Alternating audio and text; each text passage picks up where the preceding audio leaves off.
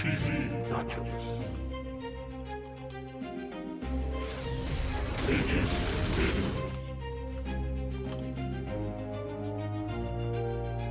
Infinite Silence.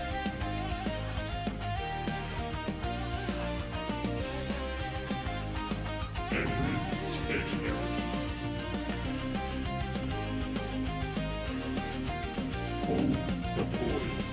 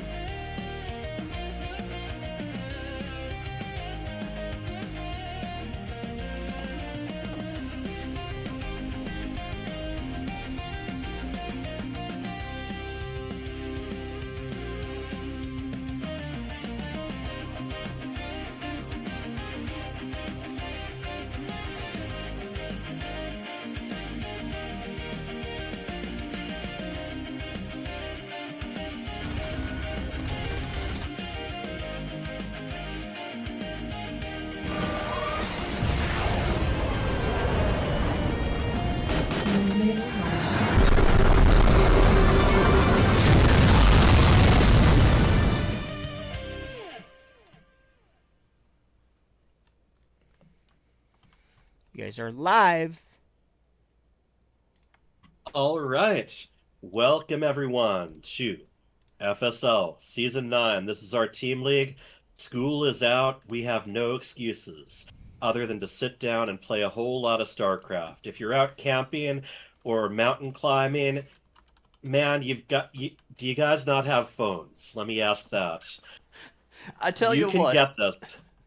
the mobile interface for StarCraft hasn't really gotten any better, I'm sad to say. They haven't gotten it ported to Steam Deck proper yet. Oh, I'm not talking about people competing. I'm just talking about people watching. Of course, if they're not watching at this moment, they're probably not hearing me while I berate them. So, screaming into the void, man. This is I am Hyper Turtle. I am commissioner of the FSL, and I am the captain of the Infinite Cyclist. And we have a teammate of mine, Stage, the man with the deep voice. Okay, I'm more of the letdown on the team than anything else, but at least I make up for it in some ways, huh? Hey, just the other day I was having someone accidentally call you State, and I'm like, he's getting there, alright? He just needs an invitation to Korea. I gotta get my passport for that, man. That's Yep. that's a lot more overhead than I want to think about at the moment. I just want to think about some StarCraft today. No matter what, you share the first three letters of the guy's name. And thinking about StarCraft, though, we have two teams facing each other in brutal interstellar combat. We have Rage's Raiders and they are going to be taking on the CheesyNachos. And this I is know very that- cute because the advertisement right next to there, I thought that the advertisement was actually someone eating a nacho. It's actually someone making s'mores out of caramel chocolate, which is wrong. So, All right. I can dig it. It's still tasty. Nachos, caramel, s'mores, whatever it is, man. It's as all long as tasty it's stuff. messy. Big thing I'm hoping All for right. is some tasty matches. I'm hoping that we see some things that are a little bit spicy, maybe a little bit sweet, but Yeah, maybe even the sort of thing that looks like something you'd never take a bite of, but once you do, you're like, how have I been missing out on this all my life? it's a Octopus proper tentacles are pretty neat if they're breaded heavily. it's a proper unit casserole is what we want to see at the end of here. You know, none of this mono battle Absolutely. stuff. Yeah, right. We want to see a nice little mothership rush here. We want to see some really creative plays. And here, what better to start with than Code B, where the players maybe haven't been sucked into the meta quite as much, and they still have their creative freedom. We are bringing in Sergeant ABC, and we are bringing in Team Captain Revenant Rage. Ooh, here. 2 jumps here. There we go. How's everybody doing Sergeant today? ABC, you look like an icon right now. Can you try reconnecting as far as the camera goes? Certainly can, sir. Yeah, see what you can do. That is a requirement. Meanwhile, we have Dr. Pepper himself, because his name's on his t-shirt. Hey, Revenant Rage. Hi. Alright, so we've been scurrying around a little bit as far as getting the matches ready to go, because it is summer, people are traveling, and as Sage said, there's only so much you can do if you're out and about, and we don't play StarCraft 64 here, so,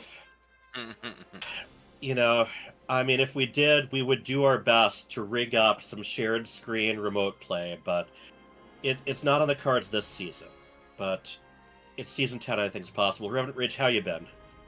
I've been stressed. Oh, man. It Okay. has been a lot outside of games, so. Yeah, I know. I think I know some of what you're talking about regarding things like transportation. But, yeah, you can share as much. Oh, there we go. There is Sergeant ABC. And he looks like he means business. So I don't know if you guys saw, Sequoia did end up making it, so he will be doing the Code B. Oh, okay. I'm Excellent. going to invite. Okay, I see an invite's already been made. Sequoia, let me get him there. He's gonna have to get on camera too, so we will stall as long as possible. We can either talk to Sergeant ABC or Revenant Rage. If you want to share your car troubles with the world, you're welcome to. We're not gonna twist your arm with it though. I hope the big thing about this is I hope that, having Sequoia here does mean that the stress is a little bit lesser. Maybe not a whole Yep. lot, but a little bit less Freeze- stress on your shoulders. Frees up the plate a little. It means that our friend here does not have to off race or race at all, right? Yeah, we'll see about that, but Sergeant, I just want to ask how your summer's going. I haven't heard from you as much lately. You kind of pop into voice chat here and there, but then you disappear again. Yeah, I just got done with some annual training with the military, and this oh man, it was pretty rough. Signal's pretty rough. Let alone the time to be able to do anything like that was super low. And then I injured my leg, so I've been out of commission. Oh. I blew my quad out, so I've been trying to Oh, get man. in some games where I can. But other than that, we Us gotta keep making StarCraft money. people, the benefit is we can skip leg day. But You're not yeah, wrong. for those You're of you not not wrong. familiar with our buddy here, his name isn't just hearsay. He's not just Sergeant in StarCraft. He is a sergeant elsewhere as well. I just took a promotion too to staff sergeant. I'm pretty proud of that. I like my Wow. new unit. So Do you We'll, think you'll be able see to how fit this that goes. into your player name? no, so I changed all my social medias to Sergeant ABC. With the Army, you Okay. can call a it's like E5 to E8. I mean, a lot of times you still call master sergeants, but other than that, I'll have another rank to go before Okay. I may change it. But we'll see. Can We'll you probably can you just be keep a it like gold rank sergeant? that. You know, maybe. up until you reach masters. Well, yeah. I We're think talking not. I theoretical like stuff. Sergeant ABC. I love it. ABC. it rolls off the ABC. tongue. Yep. It does. I've- It does. My last unit knew me by ABC. My entire brigade knew me by ABC. My brigade commander knew me by ABC. So it's kind of cool, you know, in game and outside of game in the real life, I'm known as ABC. Sergeant Oh, You ABC. don't, you don't So gotta it's split really your cool. personality. You don't gotta I like don't. change up. I Yeah. don't exactly. I love it. You know, War Buddies and I, we're neighbors in real life, and it's like anytime we're talking to each other in person, we have to. So War Buddy, I mean, you know, Nota, you know, it's like, oh, I probably shouldn't call him War Buddies in front of his family. It's like when Batman and Robin are hanging out, you know? It's like, You can only imagine the slip-ups that happens. Batman. yep. Hey, Bratman. hey, real quick, I'm gonna jump It's in with stumble a over the words and I'm reveal gonna- the identity. I'm gonna jump in with an even funnier All story. right, and Sequoia, are you? You're in voice right now. Are you able to get on camera too? Yeah, I should be on Yeah. camera right now. Okay, Whoa. KJ, can you put him on? And while we're doing that, also, have we chosen the 2 Code B maps? We're going to be doing 2 Code B matches to put a couple of points on the scoreboard. I posted the pick for Sequoia in general. It will be Ultra Love. Okay. Awesome. Torches would be my other pick. Then torches. Alrighty. Hey, you guys want to hear something funny? Speaking of talking to real people and their gamer names. Let's hear it. Yes, I do. Alright, I do. This one's actually really funny. So, if you guys remember Penguin, he was one of the Psystorm managers, and one of the I remember. honorary players we have, his name is Rice Monkey, some Asian guy, right? So Oh, they God. they go to some restaurant, an Asian restaurant, and he says, "Hey, Rice Monkey, come over here, check this out."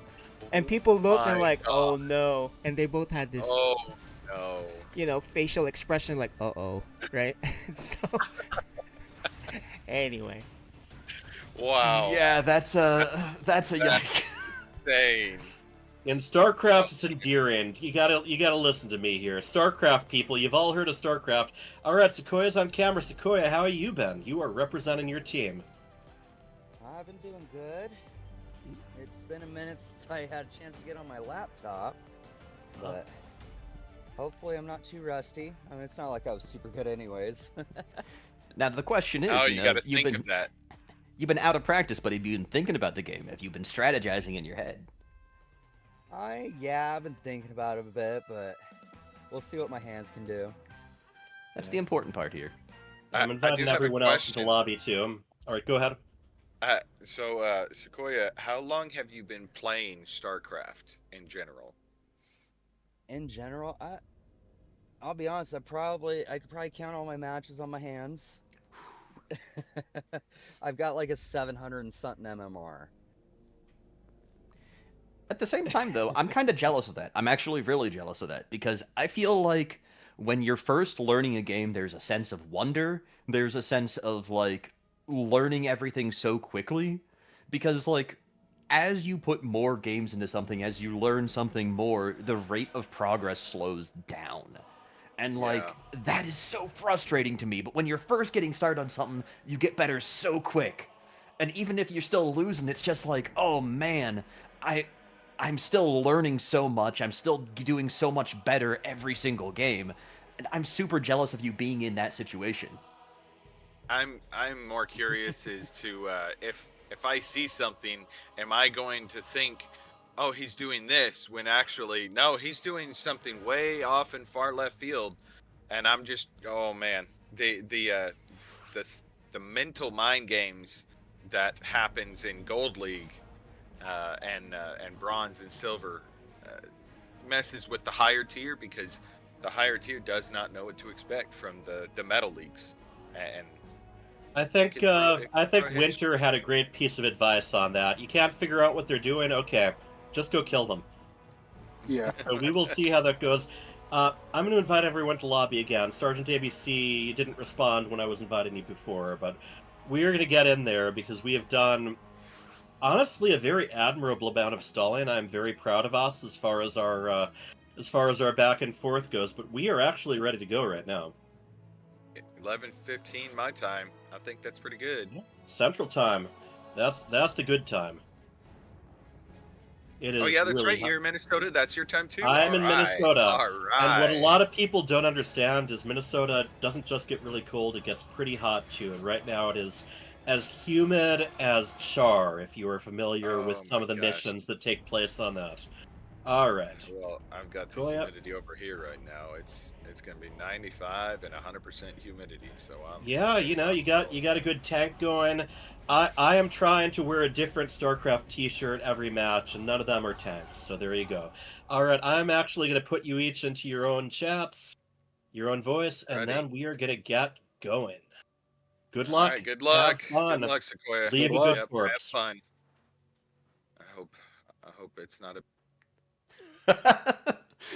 That's always ominous, is the very last thing you hear being, I hope it's not, and then just cut off. Exactly. Things will go great unless... Dun, dun.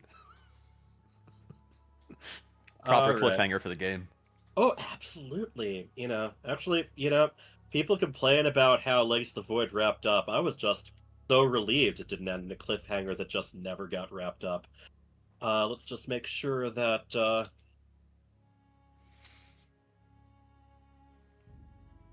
Already? Just making sure we have the thumbs up. Mm-hmm. So this is Code B versus Code B. This is lower level players, silver, gold. Occasionally we even get a nice bronze maniac here, so... I think it's really fun, like, seeing low level players and seeing people who haven't necessarily had the time to really get a solid idea in their head of, like, this is good, this is bad, and nothing else will change my mind. Exactly. There's the whole, what would be cool? I mean, last week we had the laps of the overlords around the base. That was so fun. No one at the pro level ever thinks about that. It's brilliant. Maybe not a great strategy, but it's brilliant. It is brilliant. It is beautiful. All right. So we are going to be doing Ultra Love. I'm getting some good color in here. I enjoy this map. It's You are watching. decent amount of dynamic terrain and everything. A little bit rough for Reapers, but I don't know. Just it's the kind of thing where when I'm on the defending end of the Reaper harass, I hate it. But otherwise, it's like, all right, this is a fun map. There's a lot of just dynamic terrain, a lot of cliffs, jagged edges. Yeah, exactly. All right.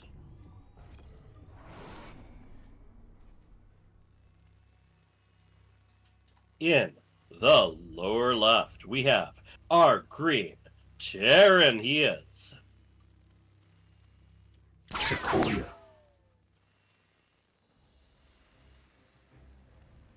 And we didn't know if he'd make it, but he certainly did, to represent the team of CheesyNachos. Rages Raiders.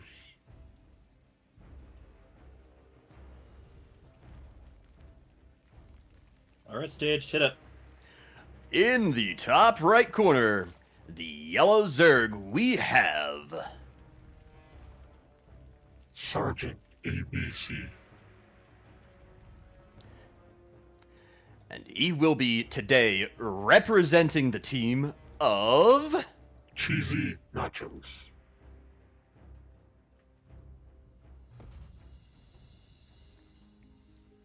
All right. So this is very interesting stuff here. We actually, for Sequoia, we have an engineering bay already. The other thing I find interesting is we don't even have a pool yet for Sergeant ABC.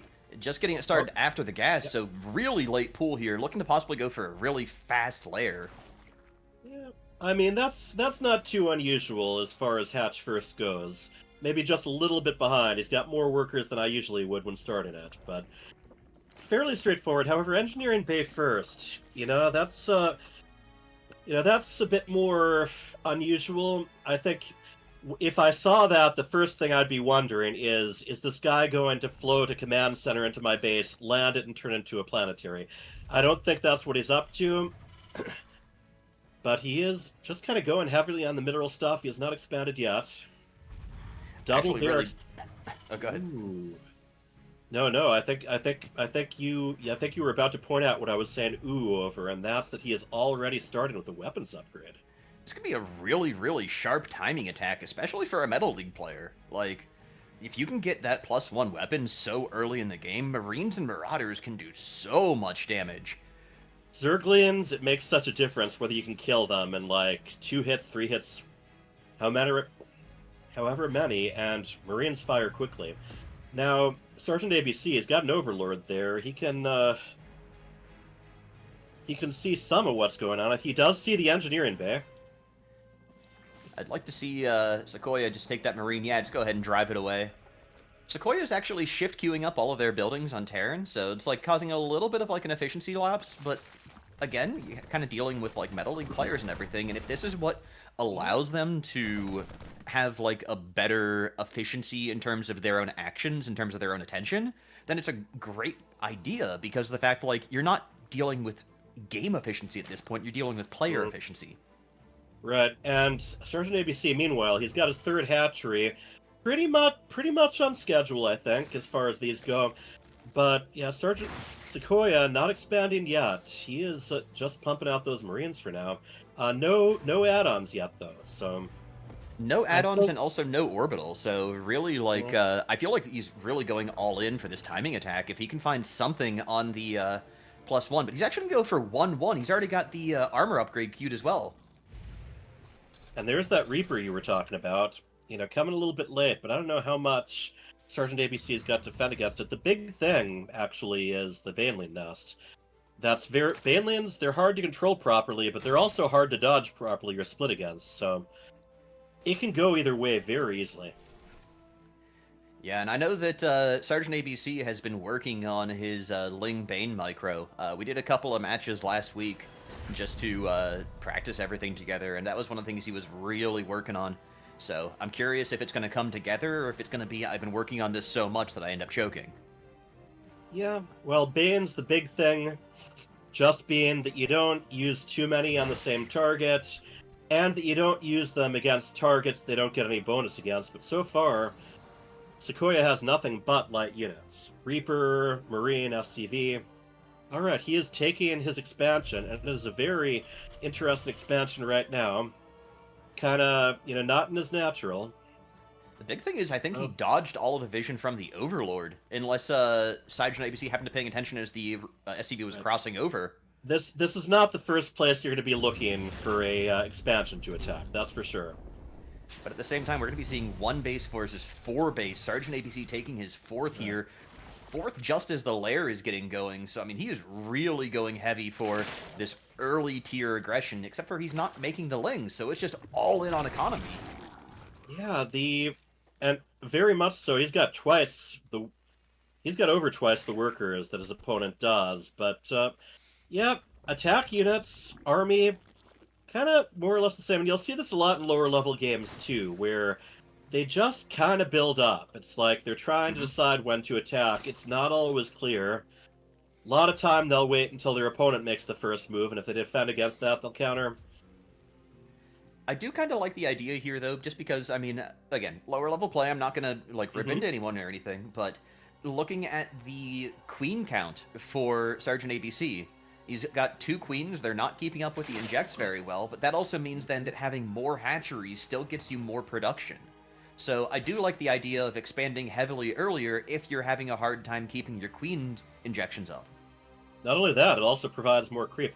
Interesting one here is, high-sec auto-tracking, but Sequoia does not have any actual structures that take advantage of that yet. He could make a planetary, especially over at that expansion that's kind of out by itself. That would make it really hard to deal with.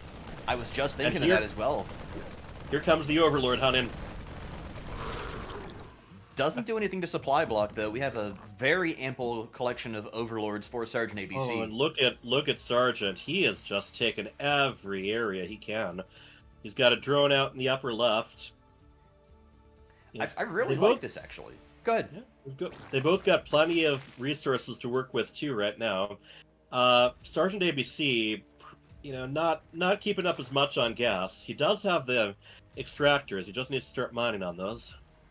And he's got 3 extractors running, just hasn't taken the second one in his base moving, but yeah, even then, like, he has a lot of extractors going, he has a lot of workers, and the big thing is he's not letting up on his tech behind, he's actually got 2 macro hatches in his main. This man is a madman. He says, alright, Queens, I don't need them, I'm just gonna keep...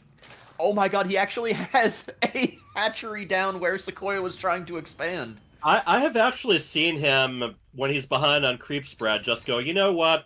Hatcheries create creep. And he has Hatcheries are cheaper no... now, too. Yep. Oh, here we go, though.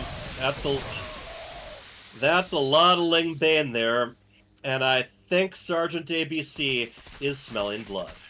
Absolutely. You just talked about before the tendency of players to wait for their opponent to do something and then counterattack.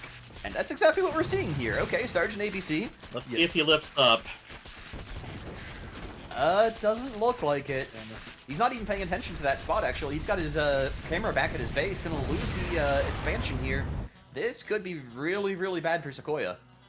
Probably going to be downhill from here. Now, in between matches, we'll have a chance for the captains to do some coaching as needed. But, Where, yeah, Go ahead, the supply is the issue here. Mm-hmm. The soup is very, very cold for Sequoia.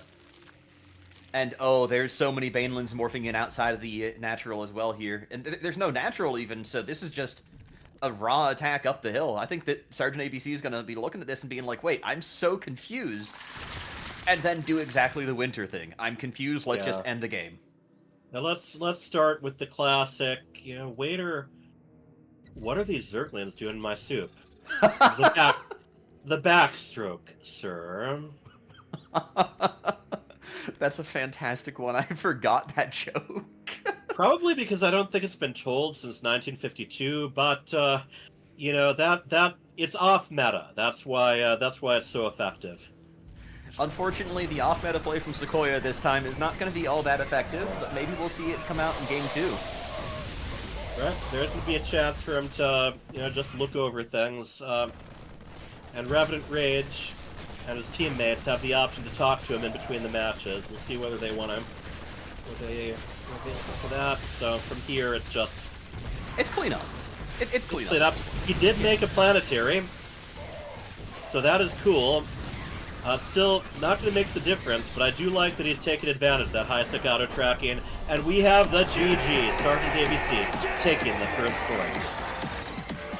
Well done from Sergeant ABC. That practice has been paying off. Sergeant ABC.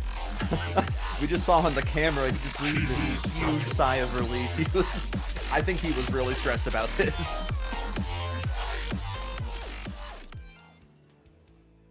Yep, and yeah, Revenant Rage is hopping in. We will start the next one once they are ready to go. Next one is going to be on torches. So, I feel like it's really low-hanging fruit if we were to say, what would you coach Sequoia with if you were Revenant Rage? But I always think it's really interesting to take the opposite perspective and look at, like, the winning player and be like, you did well, but there's still things to improve on. If you were to go in there and coach Sergeant ABC, would you have any feedback for him? I would probably focus more on the injects than all of those hatcheries. Mhm. And if you've got all that extra money, you got units you can make. So, I think there was some efficiency that could have been handled better, especially with the injects and with actually, mining the gas. That's a good call. Overall, he knew what he wanted to do and he did it. And, that's very well done. And also, it's one of those things at lower level, people will say, focus on this, don't make too many defenses, don't F2, don't make all these extra hatcheries when you can just inject larvae. It's like, okay, but if it works for you, why not? There's definitely something to be said about, like, there's optimal, and then there's sufficient. And there's so Yeah. many things that you can improve at one time in StarCraft. If everyone's like, okay, you have to do everything the perfectly efficient way, you're going to get really Those- overwhelmed and not do stuff right. Those crutches are there for a reason. You know, whether it's supply drop, whether it's dropping hats on the supply depots, you know, whether it's shift right-clicking your queens repeatedly, Mhm. they're there, and there's no reason why you can't use them. As you get better at certain parts of the game, you can reevaluate that. But I think a lot of people, as they get into the mid-range, kind of the, you know, as code A level with us, they feel like, no, I can't make more than one defensive structure in each mineral line because that's not what I'm supposed to do. You know, well, if it works, go for it. You don't, you know, you do want to kind of take those instructions to heart, but at the same time, you don't have to move away from it instantly. And if covering the entire map in hatcheries gets the job done, hey, can't argue with success. Bingo. As And far I as think that- Sequoia goes, there's just, you know, he needs to get a little bit more of the feel of the opening, where to go with it, and that's going to come in time. I think it's kind of like I recently watched a video, it has nothing to do with StarCraft, but it totally does, where it was some guy like training it was like a boxing coach training a guy or something like that. Mm-hmm. And it was like, okay, this is a fighter who knows what he's doing, knows how to punch, knows how to kick, but he's like, look, you're too rigid, you're too locked in on your form, you're too locked in on doing things right. Take the time and just let the punches flow, let your hands run. Who cares if you're doing it exactly right? And in this case, you know, with Sequoia, it's, okay, I don't care if you're spending all your money, if you're doing everything right, I want you to feel comfortable. I want you to just get out there, you've got stuff, spend it. Let your hands move. Let your mind just say, this Be is the thing I'm one. going to do, let's do it. Be one with the game. Yeah, exactly.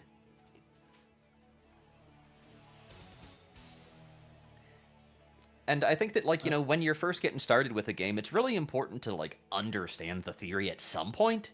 But learning to love it first is important. And learning to love it oftentimes is just recognizing that it's really fun to press buttons. That's what we're here for. Yeah, I love the whole, these RTS games, StarCraft 1 and 2, the Warcraft RTSs. It's like a toy shop. Part of the fun early on is, ooh, I want to know what that does. What happens? Oh, if I pull this back, it rolls ahead on its own. You know, Yeah. there is some real fun with. Okay, so that's what this does. Oh, cool. And it's a sense of wonder. Like, I talked about that before, but it really is. When I first started playing StarCraft 2, you know how I learned? I played random, and all that I did was I would do the same thing every single game until I lost. And when I lost, I would go into the replay, and I would look at what they did, the build order, the units. I was like, okay, that's really cool. I'm going to copy that. And so I would switch to their race, and I would just every single game do what they did until I lost.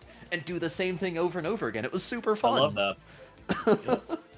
For me, it was all campaign stuff, and boy, just kind of those times in the original game. I guess a lot of the times you get introduced to a unit. Okay, I think Sequoia's ready. Yeah. All right. But yeah, the way the original campaign worked, you'd usually be face to face with a unit before you had a chance to use it. So it's like in the middle of this attack, you'd notice this gigantic Zerg guy in the middle of all the Zerglians, and you'd click on it, Ultralisk. What is that? Oh boy, yeah, that bunker just went right down. And then the real thrill was when you got to the Zerg campaign, you'd finally get to the first one where you got your own Ultralisk. And then you finally get to turn the tables and use it against them. But speaking of turn the tables, let's see if Sequoia can do it this game as we move into Game 2. All right, speaking of which, in the lower right, he is the green. Terran he is. Sequoia.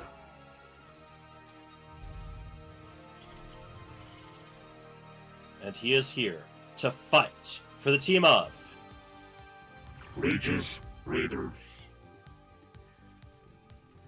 On the opposite side, in the top right, playing we have the Yellow Zerg. Sergeant ABC. And they will be today representing the team of... CheesyNachos.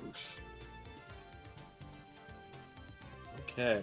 Now, as far as cheesy stuff goes, straight away, look what he's doing. Chewing on the gold mineral wall. I think we both players got a little bit of cheese going. There's actually a very, very fast double racks here. Even cutting SCVs at the start for Sequoia. I think he's might have gotten coached to, you know what? You might be a little bit outmatched in the long game. Let's try and make this a quick one. Let's just go ahead and try and get stuff as quick as you can. Exactly. Sometimes there's also the whole, you might have been overthinking it last game. How about you just focus on building a lot of the basic units? And Sergeant ABC, though, no, this is gold cheese. I don't know if that's cheddar or... I don't know what the most golden cheese is, but he is eating golden minerals here, and I think he is going to try to just surprise his opponent by getting some Zerglings in through a shortcut. I would wonder if we might even see like a proxy hatch too. That would just be really fun. Make it nice and Oh, spicy. man. Yeah, Get that'd a couple be a couple of spines right up in their face. Hey, sure. There is a lot of stuff, and yeah, that was one of those big mind-breaking moments when you move from campaign to multiplayer. You're like, wait a moment, you can build defensive buildings? You can build stuff on the other side of the map? That doesn't seem right, and yet people do it. And then you're like, I wonder, okay, it's time for me to make other people feel what I just felt. And that's the fun part of this game. That's the fun part of everything about this, of competition in general, is I've gotten beat up how many times? Alright, time to share my pain. Yep, and either you learn how to do it right, or while you're working on it, your opponent shows you how to beat it. It's like, wait, I thought that was invincible. The next time someone does that to me, that's what I'm going to do. So one of the biggest things I want to point out here, Sequoia is making add-ons to the structure. Still no orbital, but there's definitely some advice that he's taking here. And he is just getting the Marines out 2 at a time. I guess probably 3 at a time in a moment. I feel like he might be going for... Yeah, he's going Marauders. I think he's going to go with the really old-school Marine Marauder and picking up concussive shells and then stim. And looking for a timing right on that. And straight off, I mean, this Overlord is not going to last long. And seeing this, I'm not sure how familiar he is with this map, but this might be a little bit of a giveaway that there is a little bit of a shortcut to his base. Sergeant ABC, not quite... I wouldn't quite call that a proxy. It kind of is. Sergeant ABC just... he's talked about this before. He just likes having creep right there without having to spend too much time laying the tumors. So, yeah, there is a little boost his units are going to get as they pass by that middle base. I actually really like this as well, because of the fact not only is it cutting out the travel distance, you're getting that tiny little bit of speed boost as the creep goes by, like you said, and he's getting a gold mineral base. So, this is 3 for 1, where he's able to kind of turn this into a major production boost. But, Yeah. Sequoia's actually got way. Ooh, Yeah, exactly. Sequoia's got a good army here, actually. Right, and he actually has a more army supply than his opponent. Ooh, I hope he knows where his opponent's base is, though. Sometimes it can be a little confusing, jumping from opposite A cross corner spawn stuff. to Yeah. Oh no. So And yeah, that's exactly what he's doing here. He's going to the cross spawn. He thinks it's a cross spawn map. he's getting combat shields, so he's getting a pretty good upgrade there, and he still is at least a little bit ahead as far as army supply goes. Army supply, by the way, does include queens as well. And he might not have seen infested rocks before either. That was a new one Because for this- me when I came back. Oh boy, this is technically a Zerg structure in that it loses life when it isn't near creep, but gains it back, heals gradually when it is. Yeah, so yeah, this is too bad because he really had he has a good army composition, but he spent a little bit of time trying to get the hang of the map. He needs to go back. He needs to make more units, and he is good. Yeah. Because the money was kind of piling up there. So a lot of this is going to come down to those Banelings, and whether they hit the Marines and Marauders. Looks like they hit the Marines. Oh, ow! Oh Still, no! those Marauders I mean, all those Banelins are gone too, though. The Marauder's gonna hold off for a little while. This is going to shift Sergeant ABC into going full-on army production, but the problem is he's already got twice the Harvester, he's got twice the income, so, like, that's where he wants to be once he knows the state of the game now. Yeah, a lot of it's gold, too. Exactly. So his drones are... trying to remember how much extra they can carry each time. It's not... Those patches don't have more minerals, but more... You can carry more of it at a time, just like mules do. It either goes from 5 to 7 or 5 to 8. I can't remember what it is anymore. It's not double. Right. It's like it's either 40% or 60% extra. Yeah. But then it also mines out more quickly, so you got to be ready to have more bases. Stimpack is being researched. We have a factory. So Sequoia, not expanding at all, but you see a lot more production, a lot more tech going down here. I think Oh, go ahead. No, you. I think I actually prefer this style for Sequoia right now, because if you're having trouble managing multiple bases, if you're having trouble, like, getting everything taken care of and everything, then by all means, try and play one base, try and just get your fundamentals down. And that's what we're seeing here. I like the idea. I think it's going to have a bit of a tough time with the Banelings coming across, but this is a great way of learning. Okay, making more bases and macroing up harder didn't work for me last game. Let's try and play more aggressive. The Reaper is not usually a part this much later in the game. Oh, this could be some nice... yeah, some misrallied Overlords. That can happen a lot. This is actually surprisingly it's a good effective. test. Yeah. Oh, yeah. But here come the Banelings again. Yep, unfortunate.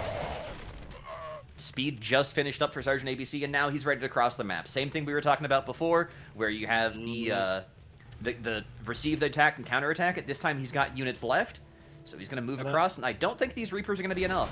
Right, I don't think Sequoia knows the role of the Reapers. But yeah, not what he was expecting. But I think kiting is going to be a little bit kiting or target firing. Okay, I mean, not a bad trade. It's still not going to be enough. Going. But this was a huge improvement from game 1 to game 2. Right. He had a lot more of an idea what he was going to be doing. He went through on it. Yeah, he's pulling the boys. He knows to do that. Yep. That's what you can still do, but maybe not against Banelins. And also SCVs, they don't automatically take the initiative attack. You got to keep telling them to again if they stop. You got A move and A move and A move all over the place. But this one is going to be over, but a much closer match. Those Banelins were lifesavers for Sergeant. You know, Hyper Turtle, I was talking about how I'm so jealous of the feeling of getting to start a game and play it for the first time and, like, just get started. And you even saw just how much of an improvement there was from game 1 to game 2. In one match to another, yeah. Imagine that 10 more games down the line. That's just incredible. We'll be seeing it. Sequoia isn't going anywhere. Yeah, absolutely. Right now, yeah, there's some chewing. Sergeant ABC, you noticed opponent hasn't left yet. Maybe I should make sure. And Sequoia yet to know the classic Terran strategy of just floating all your bases away to make your opponent go for it. I feel like in FSL that would really be against the spirit of the game. It's all in the game. Fair. All right, Sergeant ABC, taking the 2 maps. Sequoia, I know you came up short, but that was incredible visible improvement from game 1 to game 2. You were a lot more focused. You ran into some Banelins, so your opponent had the right counter, but that was much more focused, a lot more production-oriented. That was very impressive as far as the shift.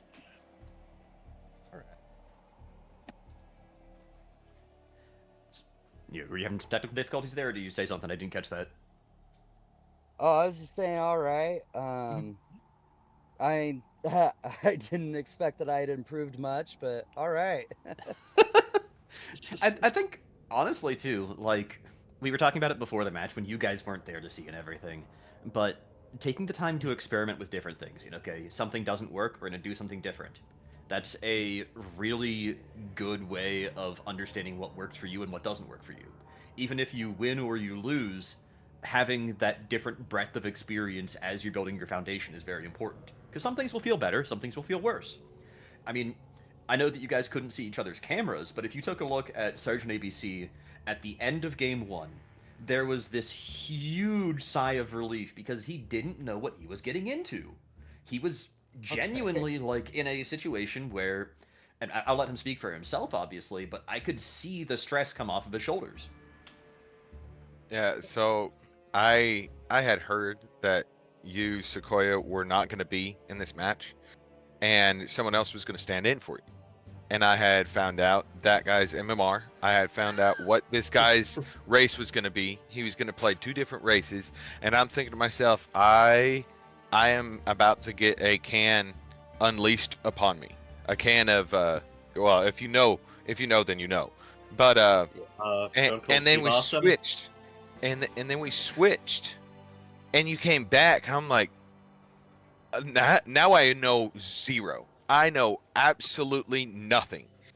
And when I went and I saw no natural, and I kind of thought to myself, something else is being cheeky. But then you also told me that you were MMR 700 something.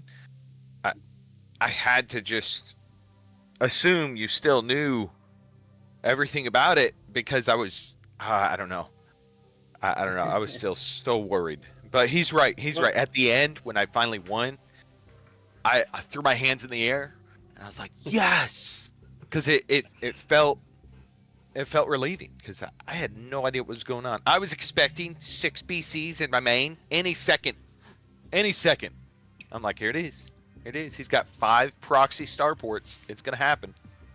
But I think that kind of what you're talking about and like where the anxiety falls and everything is like there's this really weird curve as you're in like metal leagues and everything, and I'm barely out of that, so I shouldn't even be talking about this really. But you have kind of the point of I don't know what I'm doing and I don't know what the opponent is doing. And then you have the point of I kind of know what I'm doing, and my opponent kind of knows what they're doing, but I don't know what my opponent's doing. So when you're neither there, know what the opponent's. Yeah. And when you're there, it's like the possibilities are endless. There's like so many different things that you have to be worried about because they're unpredictable. They don't know they kind of know what they're doing, and what they're doing is weird. What you're doing is weird. So. It's nice including taking almost every expansion on the map before your first attack. Weird, but effective. Yeah. Is that me? That last match, I think I would have done a bit better, a bit faster on that last match if I didn't have to search so much for his base. Yeah, we noticed that. That map, as you saw, is actually both players starting on the right side. A big difference maker was in the second match. You remembered to make add-ons for your barracks. Next step is making sure to turn your first command center into an orbital. And it's one step at a time. You get one piece, you figure out the next one. Before I forget, I just want to point out it is all right to say whoop ass in a stream about StarCraft because it is a okay. I know that is why I'm telling you, and the reason is because the term actually does pop up within the campaign here and there. There's a whole thing of okay, fair enough. Commander, I like it. We just got a whole cargo load of whoop ass poured out on us. You got to go pretty far the end of the Terra and Brood War campaign for that, but. So people can note that we allow terms that are in the game, but you'll have to play through all the campaigns to find out what those terms are. Fair enough. And I did feel like this was an unfair match, but at the same time, you decided you wanted to play StarCraft. You decided you wanted to play a tournament. Take those moments when you think you have time to play StarCraft. Take those moments, do research into other Discords, and talk with other gamers. Because this server that we're in, it's not always active. It is somewhat active, but take the time and try to get into the community if you're really into it and you're like, huh, I'm gonna tear in the heck out of everything about this game and make my opponent suffer.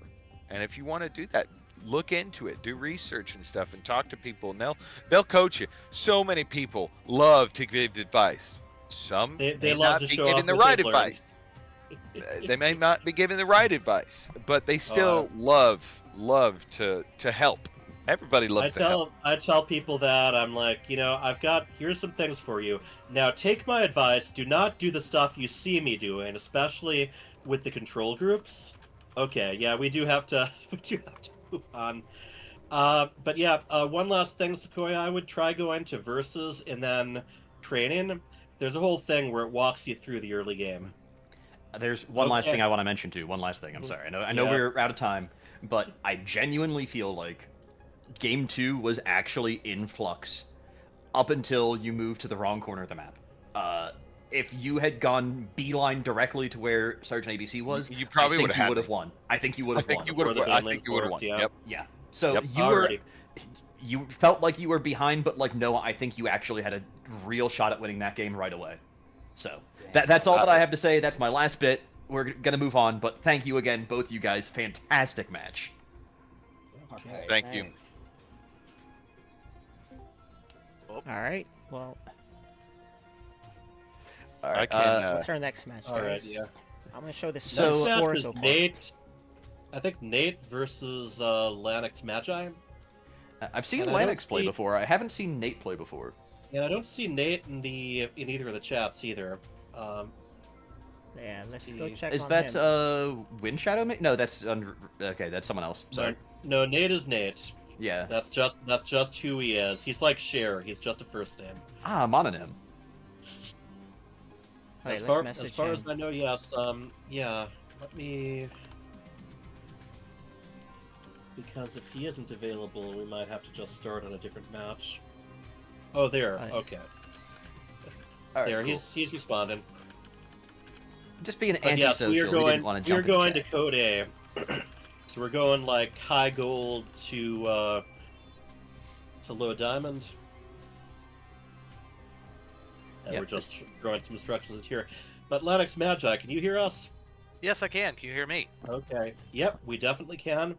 Let's make sure that both Nate and Lennox Magi have their cameras going too. All right, let me add both of them. Yeah. Mhm. When Nate's on, you guys can start talking to Lanix. I don't know. As you see, once we start talking, it's hard to make us stop. But yes, Lennox Magi.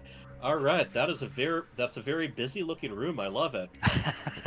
I've got a lot going on behind me. I know. Yeah. Wife's like, gotta get a how green many screen. hobbies do you have here?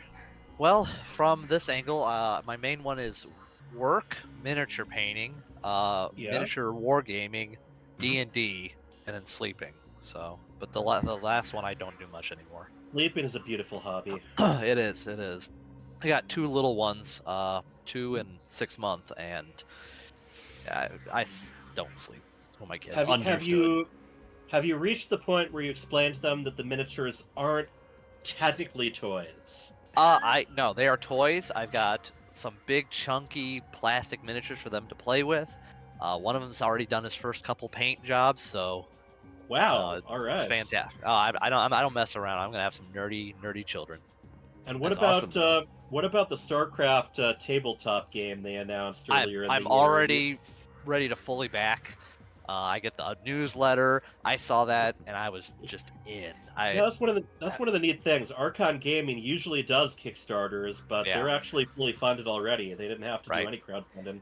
Have either They- of you played the old StarCraft, the Fantasy Flight board game? I have not played it. I've seen the box in a couple places. I had the I looked at opportunity the at size of the Gen Con. manual, and then that was that. It's And Lennox pretty Magi? wild. Lennox Magi, are you in game? I am in game. Yes, I now have it up.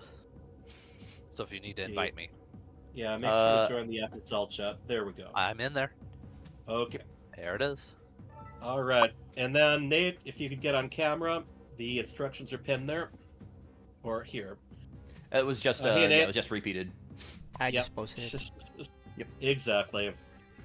All right, but yeah, I've now I was into Hero Quest for a while in junior high, and then, boy, the campaigns that came with that game were ridiculously easy. And when the Witch Lord went down in 2 rounds, we kind of moved on to something else, which is interesting because just recently they've revived that, and that was a Kickstarter that I missed out on. I don't know why. I don't know why Hyper Turtle, but I am cracking up over here because like the names that people have in nerdy activities and like for characters and stuff just are so wild, and like the Witch Lord and everything. It's just like, yeah, man. In context, I totally get it, and like I'm very aware of this stuff. But listening to it from like a broadcasting perspective, I'm like, oh man, that is no one's gonna have any idea what you're talking about. Have you ever been talking to a friend about StarCraft and like one of your family members is there, and they're just kind of squinting and sort of half nodding? Like, okay, I recognize 2 of those words. I'll do you one better. I have a family gathering twice a year, Memorial Day, Labor Day, and it's always whatever sports is on is just on nonstop. And so one time I casted to the TV, like just recently, what was it? The GSL was going on, and everyone was gathering like, what is the sport we're watching? It's like, this is called esports. Interesting. How is it played? And that was the most connected I got to my 60-plus relatives ever. So Right. Yes, At least they're receptive. We've got Nate here now. Speaking of reception, Nate, yeah, welcome. Good time to tell a bit about yourself. I see you've got some books on display too. Yeah, I'm a huge reader, so. I'm gonna bring your volume up a little bit. A little bit tough to hear you. Oh, okay. Is it better now? Oh yeah, that's better. Yeah, much better. All right. Yeah, you're out in Germany, right? Yeah, I'm from Germany. I don't know what the ping will be like, to be honest. I've never played on. One way to PS find before. out. Right. Yeah, you're right. So tell us a little bit about your StarCraft history. How long you been playing? What got you into the series? All of that jazz. I've been playing since 2020, I think. Had to take a break though because of some wrist issues from playing StarCraft. We all know it. Mm-hmm. And I've been playing now again actively now. So yes. We've got a question from KJ asking if you've been to Home Story Cup. No. No, I would love to, but hasn't worked out with my job yet. Always gotta work at that time. I've been to one live event ever in my life as far as esports goes, and it's just haven't had the chance, haven't had the schedule, haven't had the money when it all lines up. So I totally feel you, man. Yeah. All right. Right. Okay. Well, anything else you want to tell the audience about yourself before we get started? Also, I need to know what our maps are. Oh yeah. All right. Do I need to use the website for this, the map selector? No, they've been. There was a process that was already done. I think Sergeant ABC was choosing the maps for your team. It should be in the. Let me see if I can help you guys out for a Let me second. jump around between chats here. Still getting everything figured out. You know, it's a little bit chaotic around here sometimes. Yeah, we It's hadn't summer. updated the map selection tool, so we will do that for the next one because we had a bunch of new maps that were changed recently, right? Yep, and it's a 9-map pool these days too. In every mode. Actually, also in StarCraft 1, although they still only go with 7 of them for ASL. So Incorporeal for game 1 and Persephone for game 2. Unless there was a mistake and it's been played already. But it's no big deal. No mistake, but it's pronounced Persephone. I've been in enough productions that I'm a share. Oh yes, she Greek girl seduced. I think she had, like, Hades fell in love with her or something, the Lord of the Underworld, and she had to go. Pomegranate. Yeah, she had to pop. There was like this whole conflict, and then an agreement that she could like visit the human world during the spring. Was it? Daughter of Demeter, yeah. But anyways, All right. Enough yapping. Let's go ahead and get these two into it. Do you got any words to say to your opponents, intimidation factors before we get going? No, good game. Good luck, have fun, because I hate typing it because it ruins my APM, so I like playing. Yeah. No, All no. right. Hey, good luck, have fun, dude. All right. Best of luck to both of you. I'm looking forward to this match. Everyone who's ostensibly my peer, but definitely better than me, I gotta learn from you, you know? Well, nothing like watching and pointing out some spots where, you say, there's, I would probably do this instead, and then you realize, okay, that's a lie. I didn't do that, but I'm going to make note that I'm going to do it next time. I'd probably do this instead, and that's why I'd lose. But looks like we got a... Nate is ready. I've seen Lanix play. I have not seen Nate play before, so this is going to be really exciting. New players, new to me players, are always what I like to see. Who are some of the really big German players? Showtime? Or who was it? Is Showtime German? I thought Showtime was Korean. No, Showtime is. You are I'm gonna have to watching Google that very quickly. I don't think we're going to have enough time. We already are into the game. All right, in the upper left we have our purple Zerg. He is, Lanix Magi. and he is here to represent the team of Rages Raiders. And in the blue corner, we have the Blue Protoss. Nate. I lie for ire. And they will be today representing the team CheesyNachos. All right, so I'm gonna go straight into this because I'm very quick with my Wikipedia. There's actually both a German player named Showtime and a Korean player named Showtime. I think the German player is at least a little bit more well known as far as like some of the big global events, but there you have it. So we were both right. We were both right. That means we both lose. No one Unfortunately. likes to tie. All right, so yep, spawning pool's down. He is going spawning pool before extractor, which was one of the things you said you're more used to. Mm-hmm. The just typically it kind of gives you the opportunity of getting the queens out faster, even if you don't get the Ling speed as quick. So it's just kind of like a priority. Was that something that changed a little bit when they changed with the hatchery and the queen cost? It kind of does, yeah, because of the fact that like you basically need to have a little bit more minerals floating, but really it comes down to the time to build the spawning pool. If you get the extractor afterwards, then the hatchery and spawning pool hit at about the same time. If we took a close look, if we nerded out over it, it'll be exactly the same time here. So when you want to be able to make both. You want to make two queens, get them started just as the spawning pool finishes. That makes sense. Right. Now, And we're obviously, having a because lot he's of going for the workers third gotta get here, there. having the third here means he's not going to have the money at the natural, but he's going for the faster hatcheries to get the... Nullifying everything we're saying. Exactly. Oh man, Lanix. This is so interesting because he like real ID friended me, so I've got him on my friend list as a real name.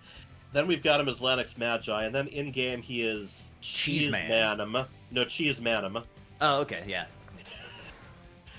So yeah, people do this all the time. It can be a little bit rough. At least we don't have a lot of people under barcode right now. I really like what Nate's doing here, just being super aggressive, scouted out the third right away, has two adepts coming across the map. Even if this pressure doesn't result in a lot of kills, the big thing here is this is going to just force a response, force him to stop droning up and just take these lings out of here. Force him to make more lings, and also getting a good look at what's going on this side of the map too. So, and as far as adepts go, they're not too expensive. With the shading, you can keep them alive for, well, not much longer, but there you go. Got 2 drones for it, so I mean 2 adepts, 2 drones, and forcing the lings out, that's basically taking away like 6 or 7 drones when you think about the opportunity cost. Right, now I think we saw some show matches from Nate, and I think I was seeing similar when he was playing before. But yeah, he kind of likes having this sort of half wall leading to Nexus, and on a map where there is such a wide opening on the natural, it makes sense. There's a little bit, there's different things you can do with it. It has different advantages and drawbacks than a straight up, little wall with a gap on the front. And because of the fact as well that Lennox did take the opportunity of like going for that fast pull with the later gas, it also means that he has the Ling speed coming in later. So even if that wall were to break, even if we were to pull the Stalkers out, he really can't get his Lings by to do any damage. So this is really just a moot point. Those Lings would have to put a lot more steps on their Fitbit in order to actually get into the main. Pretty and look big at this double forge, and 3 more gateways on the way too, so yeah, I think he's definitely going to have some major gateway focus here. Not getting the a Citadel though, so I mean really what we're gonna hit is just a big timing attack, probably with just like Stalkers and Adepts, but I don't think he's even looking for Blink and at Immortal. this point. Oh yeah. But basically I'm thinking that like he's not looking for any of the tech timings like Blink or Zealot Charge or even Glaives. Well, he's either going for, just a pretty strong arm timing or looking a lot more into the long game, comfortable with his position. Building up. We got the armor and attacks being chronoed. Right now, there are a total of 5 gateways out. Oh, this is actually really brilliant. Nate grabbed a bunch of sentries to build up their energy for this, and he could even use the energy recharge if he wanted to. It is so easy, just like the change in the Queen and Hatchery cost, even more so.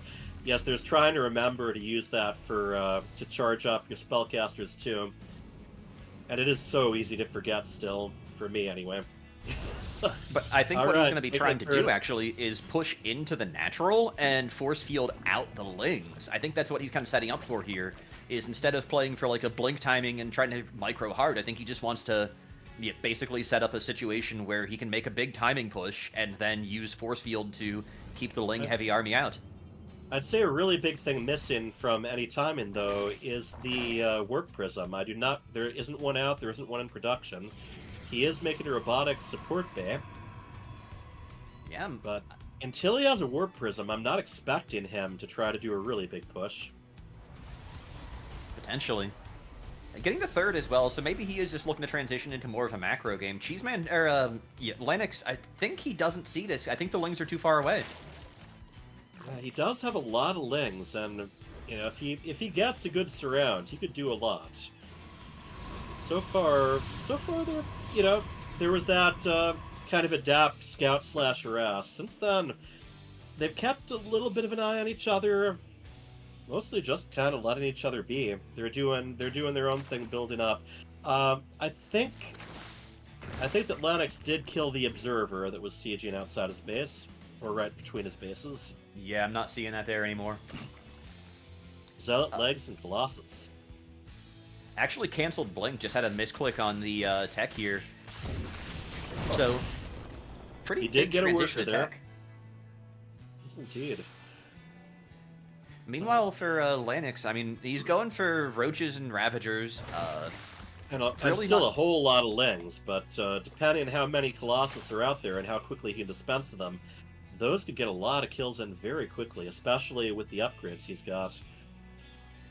But the big thing is we're not seeing him like transition into any hive tech or higher tech into lair. Just really sitting down, and he's not even doesn't even have a Hydra Den, so he wouldn't be able to go lurker at some point. Currently supply blocked right now, but he does have pretty good supply lead. So with that scout that Nate just had, seeing that Lennox doesn't really have a whole lot of tech there, I think he's going to recognize that this is kind of like you see 3 bases, you see no significant tech. This is either going to be a case of like a big timing push from the Zerg, and that's what's coming across right now. These Lings moving across the map. Yeah. Here come the Lings. It's not that much. No, despite his supply lead, overall, he's got more army supply, but it's stuff that can be eliminated very quickly if it doesn't do the damage first. Especially considering that there's Colossus coming out right now, too. Like, 2 Colossus will just melt an army of Zerglings, and that's what he's got. Yeah, he's already got 2 out, and one of them just popped. Burrow being researched. Kind of feels like Lennox is, maybe spreading himself a little bit thin as far as the amount of tech that he's researching right now. It's a trap that I am very much someone who falls in on. Especially when you take a look at like how much minerals and gas that he has, how his like worker condensation is, or like how dense his workers are, and like oversaturated in some places. Like I feel like Lanix could definitely afford some tech if he wanted to, but right now he's got to get all in on units because the push is coming from Nate. Exactly, and right now what he's really missing is an answer to the Colossus.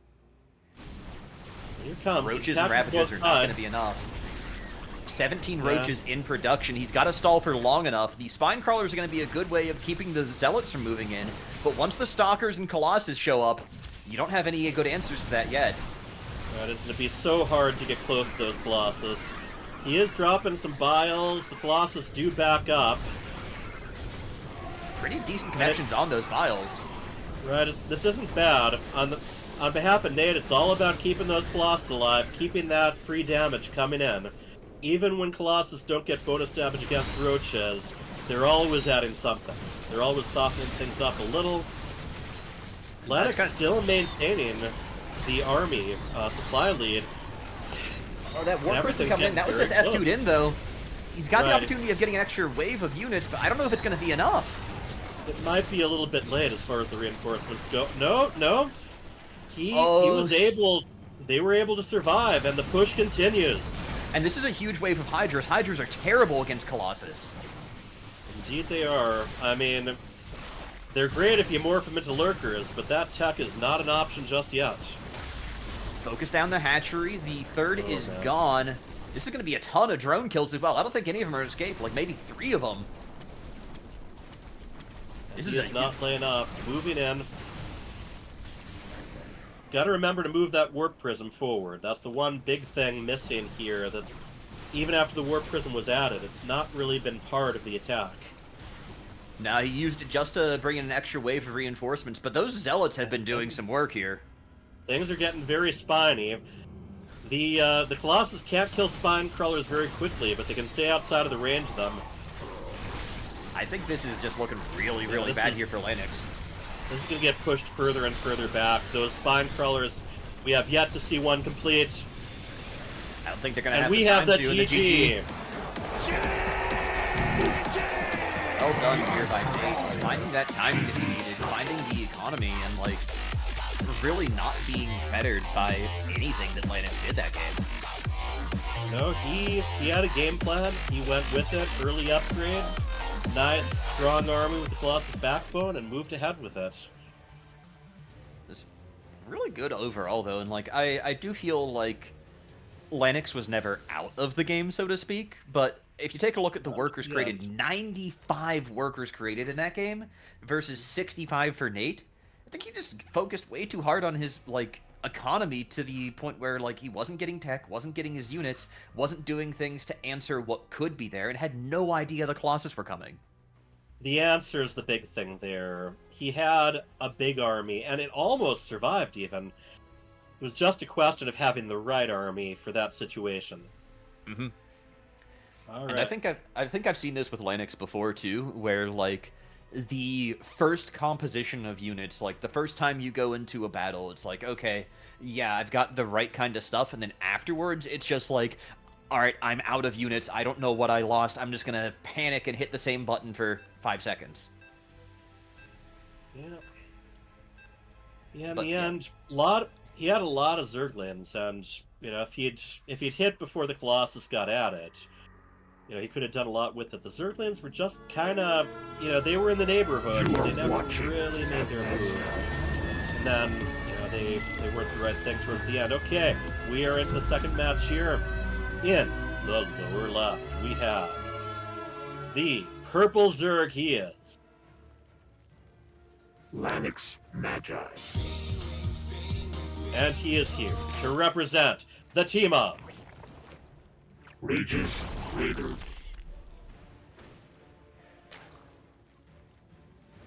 And in the top left, this time representing the red Protoss, we have... Nate.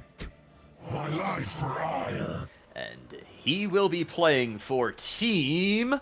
CheesyNachos. Alright, we are on Persephone. And correcting KJ on that makes me remember I need to go through my list of maps and figure out how to pronounce the other things that aren't based on Greek mythology. Because I know there's a few where I have no clue how to say them. It's like, yeah, I know how to pronounce that. I was in the Greek chorus when my high school class did a production. What about that one? I have no idea what that is.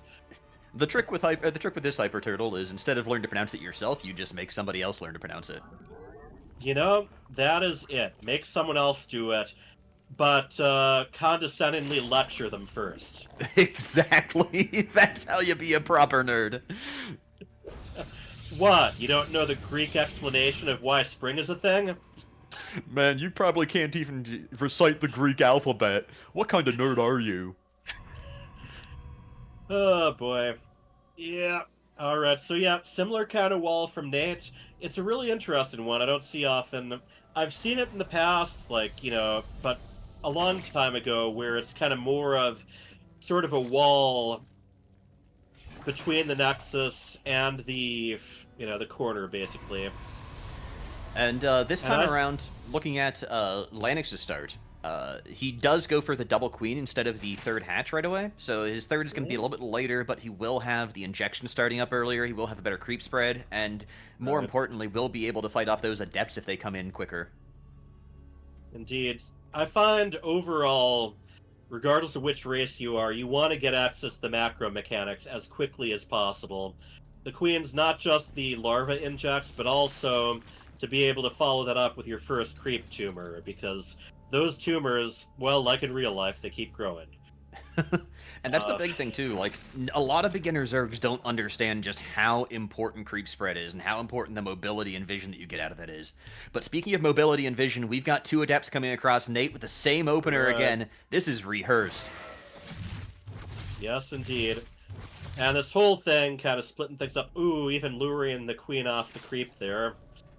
It's easy to divide someone's attention when your units are technically in two places at once. And it's just so obnoxious in general, too, because, like, you have to keep tracking them both. He actually goes ahead and doesn't cancel the shade. Those adepts are going to die here. I mean, he did force out more lings. He did see kind of where his opponent's at, more or less. Adepts are very interesting, because when they first got introduced, no one knew how to deal with them. And I mean, it also... they also really had to nerf just how much damage they did, by just enough that they didn't kill workers as fast. But it's a little bit of an unintuitive thing. It's like, okay, the unit is standing there, but they're sending this little marker over there.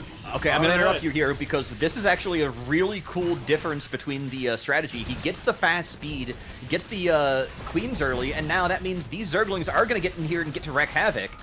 A lot of worker kills. He probably wants to move the Zerglings away from the battery. He does, for some of them anyway. But the battery is actually empty now too, so this is some really great early disruption. Well, he's got 3 lings in the main. They're just taking out, at least pulling some mining time away. Got an extra probe kill. There's 6 probe kills. Yep. So you know that's not going to win the game right there. And this one Zergling, it's like, oh, this pylon is mine. It's like, oh, maybe not. If nothing else, at least just keeping the attention there. Oh, and there's more lings flooding in. This isn't stopping. It's not over. And a thing about this kind of wall is it exposes 2 of the door units, whatever you want to call them, not just one of them. Mm-hmm. And it also has a ton of surface area on both of them as well. Right. I don't think that he's going to be able to easily break through with lings as long as there's a shield battery there, which is getting more energy now. But once again, he's forcing out more units when what Nate wants to do probably is replace those workers he lost. And he could do that a little bit better because he isn't dependent on larva, but it is resources he has to divide up. The big thing here is I think this exchange is a bit losing for Lanix because Nate already has the double robo in his main, has 3 gateways. Like, this timing push might be even more severe than the timing push last game was, especially since it's going to be more Immortal heavy.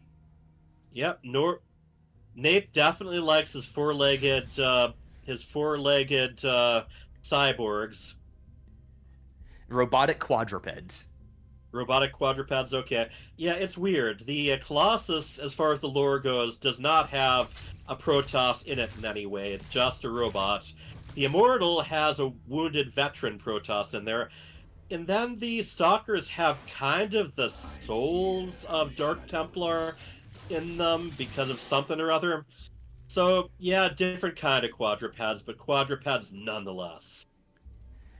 All right, I really want to see Lanix take a couple of those lings and at least poke at the door here a little bit, because right now he's got no idea that there's the double robotics facility, and that also means he has no idea that there's such a capacity for Immortal production to come up here. Now, unfortunately, this is the point in the game where you might want to actually just have an Overlord come in, and I think he is researching Overlord speed. Yeah, that's what's going on. Okay, so we should see Flyby just to get a scout here, and that's something that he didn't do last game. Right. So already, like, I do like the improvements we're seeing out of Lanix, I do like the consistency we're seeing out of Nate, and also the minor adaptation. Nate kind of taking a slight different build here, but doing a lot of hallucination scouting, really trying to make sure that he's fully aware of what is going on in Lanix's base. Let's see, let me try to get into character here. StarCraft is a game of incomplete information. So, yeah, the more you know, the better off you are. And yeah, Nate just keeps these hallucinations coming, and that is free information. You know, you're not losing observer or anything there. I don't think Lanix has seen much inside the base though. Lanix hasn't actually moved the Overlord in. He hasn't checked out. He's afraid of sacrificing it. And with these 2 Colossus showing up here, a 3rd in queue, like, this is going to be that same timing push again. He has to spot it or else it's over. When going into Lanix's vision, he saw the structures there. I'm not sure if he clicked on them while they were warping in, because right now it just shows warp-ins. So right. It also Nate used to be that you could third. see the unit that was being produced in a robotics facility, but they changed that a while ago. Are you sure? That must have been a long time ago. Yeah, that was something like back. Stargate. That was back in Wings of Liberty. You can see it. Okay, I'll have to double check that mode. But I don't know if it's in the game at Stargate, one all of the few. Check out what we've got though. We have a Nidus network and lurkers. So, yeah, he wants to use that Overlord for more than scouting. He wants to spot an area to get some burrowed units into his opponent's base, and we're gonna have to see how prepared Nate is gonna be for that. This is going to be really interesting, actually, because I feel like the timing on the Nidus push is going to be the same as the timing that Nate moves out on. Nate, I can feel him right now just, like, itching to move out. He's about to have 4 Colossi, he's about to have Observers coming in, he's like, yes, I just want to attack, I just want to end this game. Oh, wait. So Nidus it's in going to the be low outside ground. the base.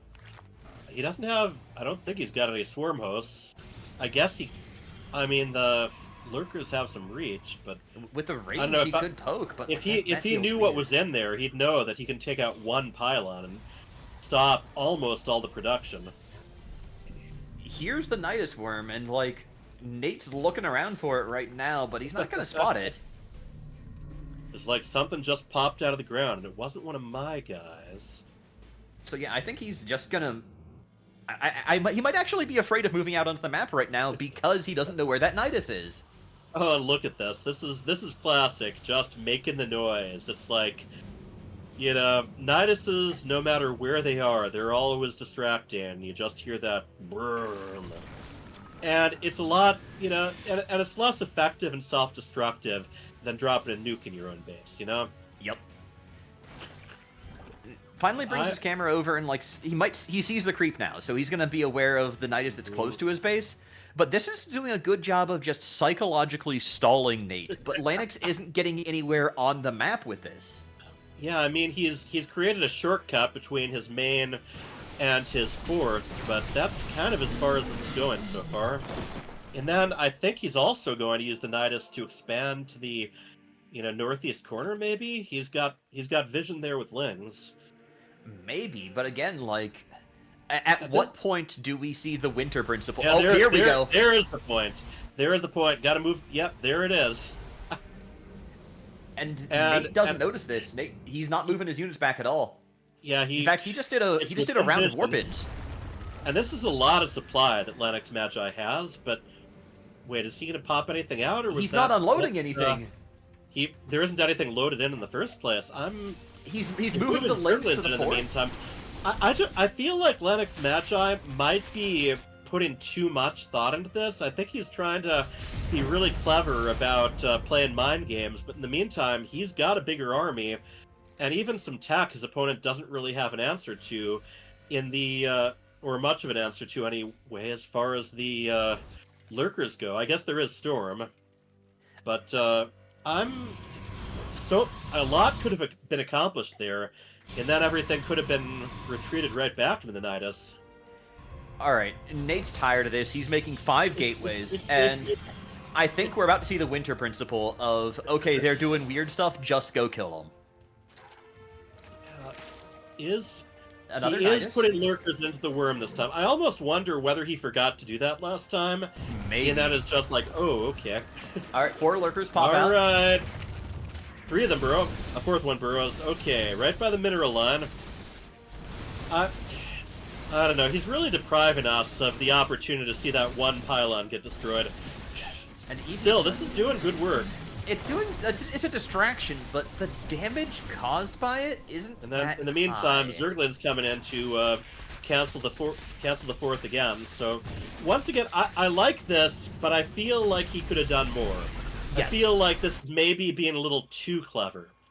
It's very. Go ahead. Yeah, he's just about maxed out. That's the big thing. That, like, we do see that we do see that Lennox is getting more. Another. Okay, when do you just get photon? Yeah, there's a photon cannon warping in right now.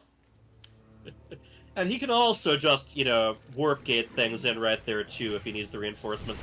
But yeah, Lennox is putting a lot more into the Nidus. This is going to be a bit of a trade. Yeah. More than a bit of a trade. We are in full-on base trade mode. Now, both of them have a tool for this. If Lennox Magi wants to, he can bring guys back into the Nidus Worm, back home, and if Nate wants to, he can at least recall a number of his forces. But it won't work if the Nidus network itself is destroyed. So that is true. If the push for Nate goes ahead and moves into the main, finds that Nidus network and kills it, he can recall for free and just take out the army right there. And right now, it is Lennox Magi who's been losing actual workers. Yeah, now they both are, but there you go. Look at both of them trying to grab that corner base, but Lennox already having the workers there. It's actually funny because he's using the workers to kill off the probes. Yep, I mean, every tool you got, right? Oh man, this is actually... go ahead, I feel like Nate has the... If they have to fight head-to-head, I think Nate's got the, better army for it with the Colossus. The problem is they're never going to fight head-to-head, and Nate has been moving away from the critical infrastructure. He's been finding all of these stray buildings. I think he's going to lose this base trade and lose this game just on running out of buildings. And if you look back home, Lennox Magi has taken Nate's bases. This is so wild. This is a legitimate base trade. It's like, hey, tell you what, I'll trade you my base for yours. I know you've mostly mined it out, but... And if nothing else, it's the defensible position on that cliff. And with the Zerglings, I think he's got a bit more mobility too, if he needs to try to find things. Is this the last building? I think this is the last building. Yes! No! That's right, everyone. Get your opponent to surrender, or you can just destroy all their buildings. He never actually had to take on that army head-to-head. Lennox is just laughing and smiling on camera right now. I think that I think that's the first time that I've ever seen like someone win off of destroying every building since Wings of Liberty. I see it happen. Okay, so we were talking about a legitimate base trade. Lennox Magi, you not only destroyed his base, but you were destroying his, you took his base, and and you had that mobility. That was really something. I saw you maybe second guess yourself on those Niduses a few times. Yeah, that was an interesting play. I didn't expect that to work. The first time, the Nidus originally was there just to kind of distract the main army and give me some time to build up lurkers, and then I saw you didn't take out the Overseer in the back of the base, and I was like, okay, I'm just going to do it again, send in a couple lurkers, and I was like, this is working really well. I'm just going to send everything, because I know eventually the Protoss is going to get frustrated enough to just come punch me in the face. So, Mind games. Yeah. So I guess Nate, then, like, how did it feel being on the receiving end of that, especially after having such a strong performance in Game 1? Like, I mean, after the first Nidus, I realized it's just a distraction, really. I did realize that, but yeah, well, I don't know. I was really confident in the base trade, to be honest, but I forgot. I was like so focused on destroying his buildings that I forgot to put like my own buildings so I don't get timed out, you know? Yep. So I got a bit like tunnel vision. Yeah. Nidus tunnel vision, yes. Just out of curiosity, because we were talking about it on the stream and everything, did you think about, with like your 30 or 4th, just doing a recall back to try and contest the army, or was it always, I'm all in on the base trade? All in. I love it. I love it. I was terrified of a recall. Like, I was targeting that Nexus on that last base. I was like, oh no, if he recalls, I don't have enough army. I'm split way too thin. Yeah. One thing we noticed, in both those games, it didn't seem like you had really an answer to the Colossus. And I mean, that bit you pretty hard in the first one. Second one, you were able to just avoid fighting them at all. Yeah, I know I need to get the Viper out. I know I need to abduct into a lurker nest. I mean, there's answers. It's just hard. I felt like I just didn't have enough minerals and resources that whole game. I think, it's one of those things. Sometimes when you don't have the answer, you just present your opponent with a different question. Right. So, that's a really good way of putting it. Those were some intense games, Nate. Love how solid you play. Those were just some very intimidating armies and very effective use of them. One of the things I want to say, this is just like a compliment and everything, and maybe, Nate, you can talk about like how the way you play, the way you train and everything, but I really liked the consistency in like build and in execution that you had between Game 1 and Game 2, because they were like minor subtle variations, but it really felt like it's okay, I'm playing Protoss versus Zerg, and I have my idea of how I want to play the game. I want to do this like 3 or 4 gateways, 1 or 2 robos, and go for this 2-base timing push. And like, I really think that, especially in this skill range, having something that you practice, that you rehearse, is really important. But it also could be like, maybe you're like, yeah, every PvZ I do something different, and this would just happen to be the same build. I really don't have a like build order I practiced. I just mostly like do the same thing and then I like freestyle. Does that make sense? Yeah. No, just being creative, like I want to put more into my army, I want to put more into my economy. Just freestyle, really. Okay. I've seen you play exactly 2 games now, so the freestyling when it has a similar look can like it's hard to tell.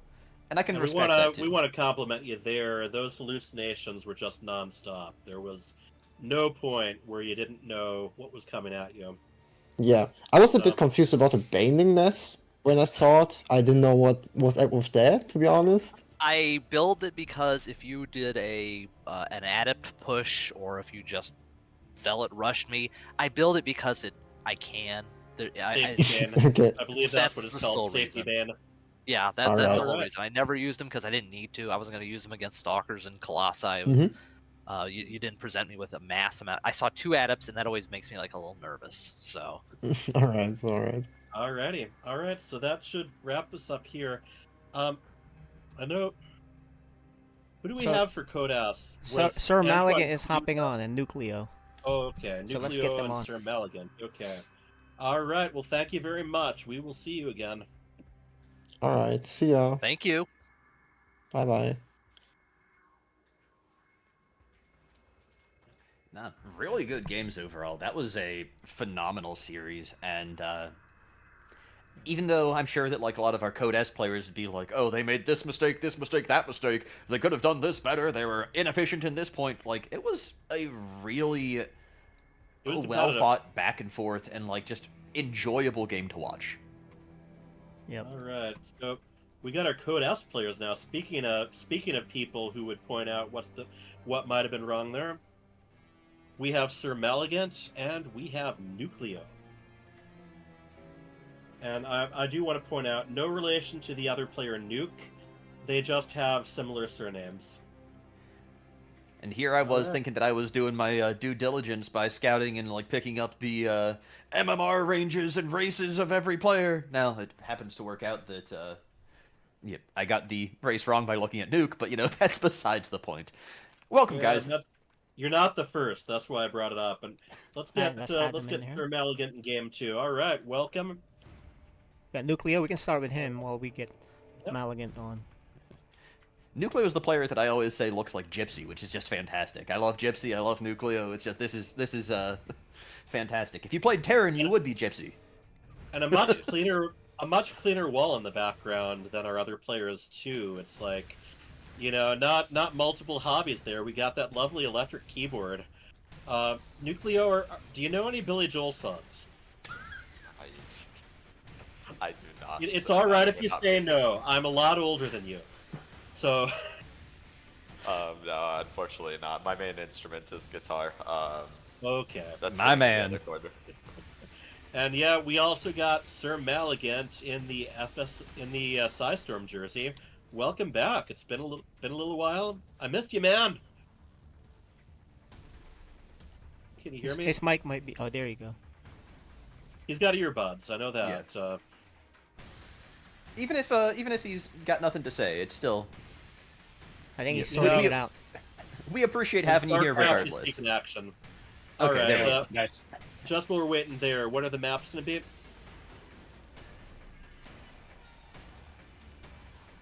Well, I gave a pick for Maganatha, and I vetoed torches. Okay. So let's start with Maganatha then, and then. We'll go ahead and let Sir Maligant step in with his map too. Yeah, I think. And Nucleo, I'm inviting you to the party. Looks like it timed out there. I'm all good. Can you guys hear me? Yeah. Yes. Yep. There we Welcome. go. There you go. Yeah, welcome back. Thank you. Good to be back. We have our Knight of the Round Table here. That's right. That's cool. Yeah, Are hop you onto in-game FSL trying channel to- so we can add Maligant. Yeah. On the channel. Okay. And just while we're on that, yeah. Nucleo, why do you think it's just so popular in the FSL to have Nuke in your name? Nukes are very powerful. They That are is the true. pinnacle of military strength. So having Nuke in your name just inspires fear in the general population.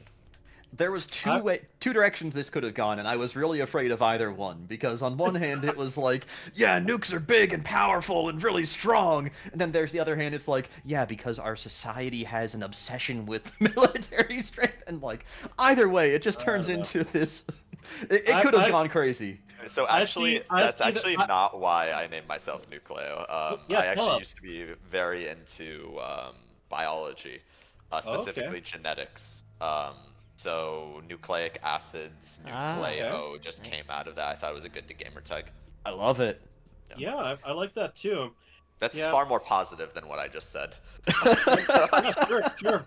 Absolutely. Biology is cool, man, no matter what anyone says. And yeah, Sir Maligant, tell people about your name. I know the story, or I know some of the stories. I've never read all of them.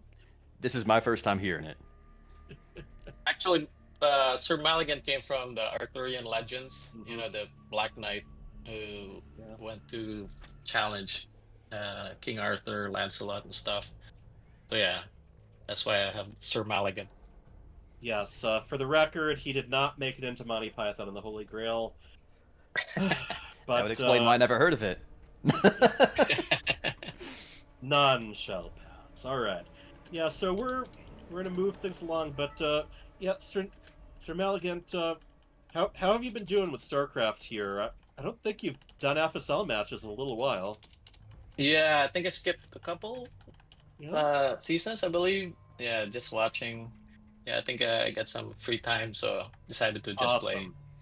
Yep. Okay. Well, you know, there's nothing to deal with free time like making sure that you lose it all to a video game. So I am, these are our Code S players. These guys know what they're doing. So we are going to be getting into that, Magnetha, and also before we're done with the first match, let's make sure we know what the map is for the second one. Good luck and have fun to both of you. All right. Thank you. Good luck. Have fun. I gotta say, Hyper Turtle, if I were one of these players here, there is nothing that is more intimidating than seeing a guy in a gamer jersey. So, Maligan has the intimidation advantage right away. I've got one of those. It's cool. The Psystorm Gaming actually will even customize them if you go to their website. It is Stage, you yourself could wear a Psystorm Gaming jersey too if you check out the website. Okay. If I had the spare cash to afford that, I might consider it. But if any of you out there got the spare cash, maybe you can deck yourself out in the intimidating attire of Psystorm. Paid for by Psystorm Gaming. Copyright 2025. All right, so yeah, it's interesting because I used to anything with StarCraft remastered to StarCraft 2. I would buy it the moment it was available. Then they stopped giving me things to buy, and that's where I was able to branch out a little bit and start buying StarCraft adjacent stuff, like team jerseys. So that's one thing I have to thank Blizzard for. If they were still making paid content for the game, I never would have been able to buy those very expensive Dark Horse Direct capital ship replicas. Man. All right, we got to take a break from that thought because. In the lower right, we have the purple Protoss. He is Sir Maligan. And he is here, representing the team of CheesyNachos.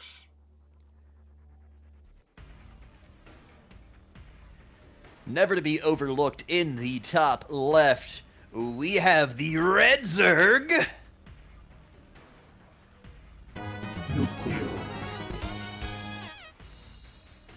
And he will today be representing his team. Rages Raiders.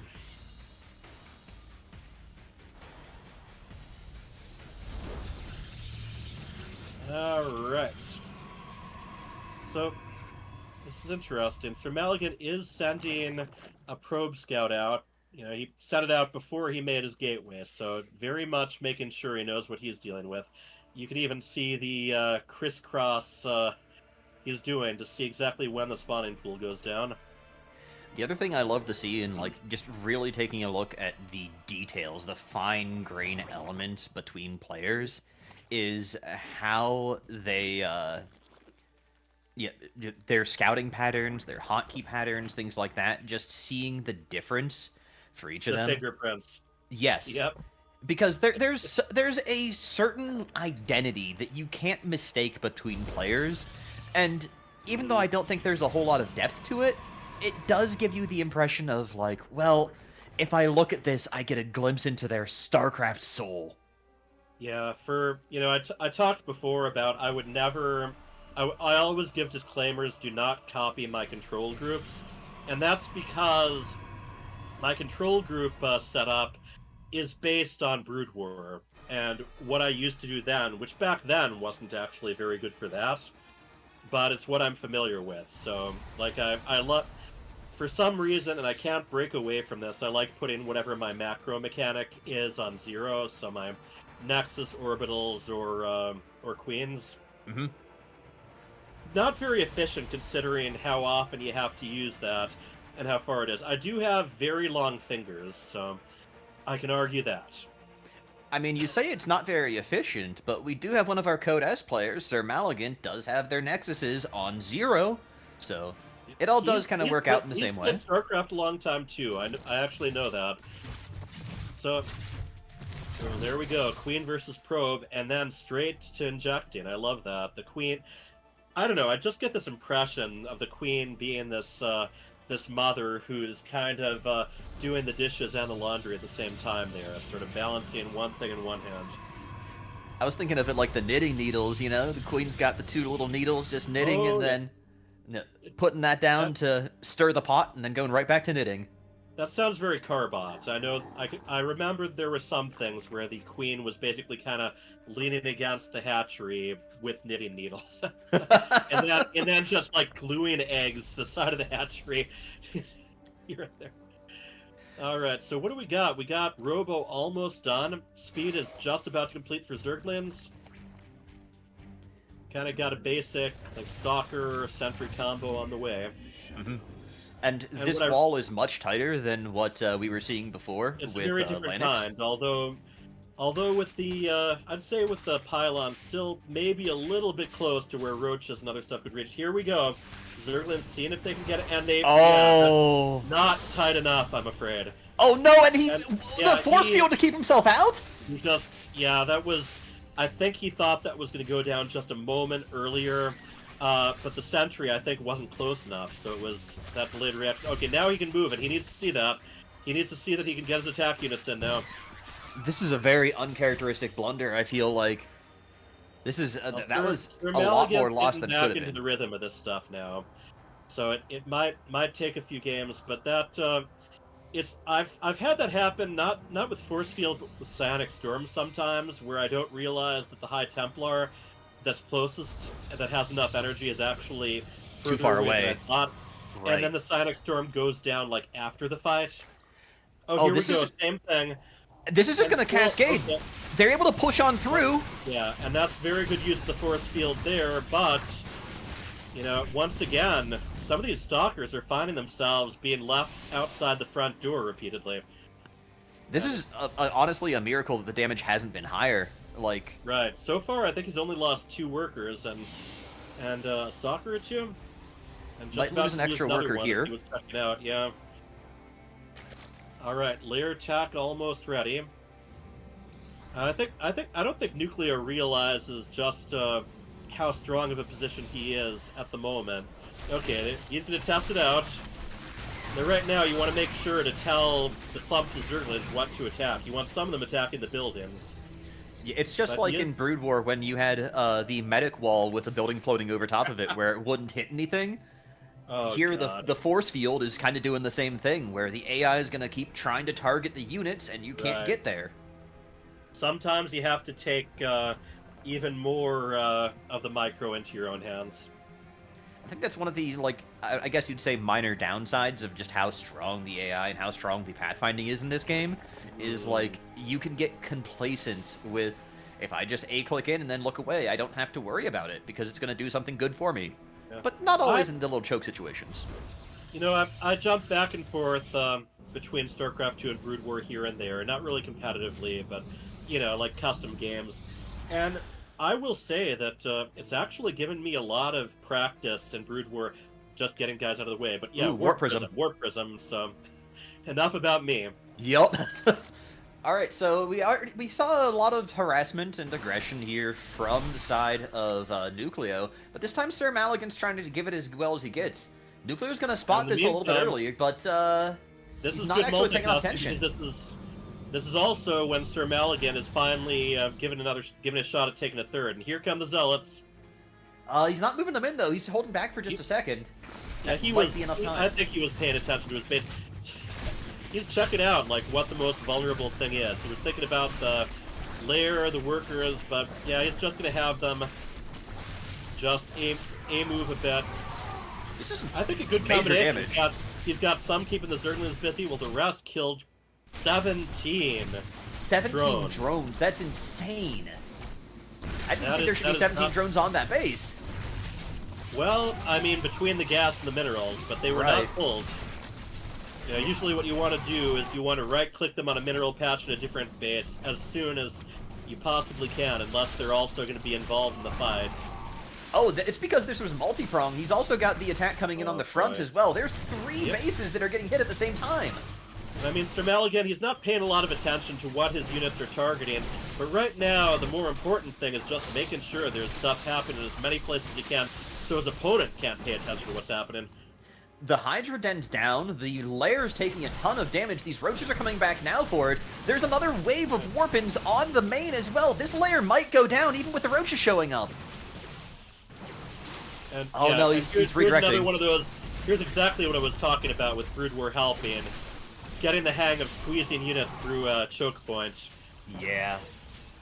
Alright, can I just go ahead and recall? I love this attack from Maligan. This was an absolutely brilliant Did not overstay his welcome.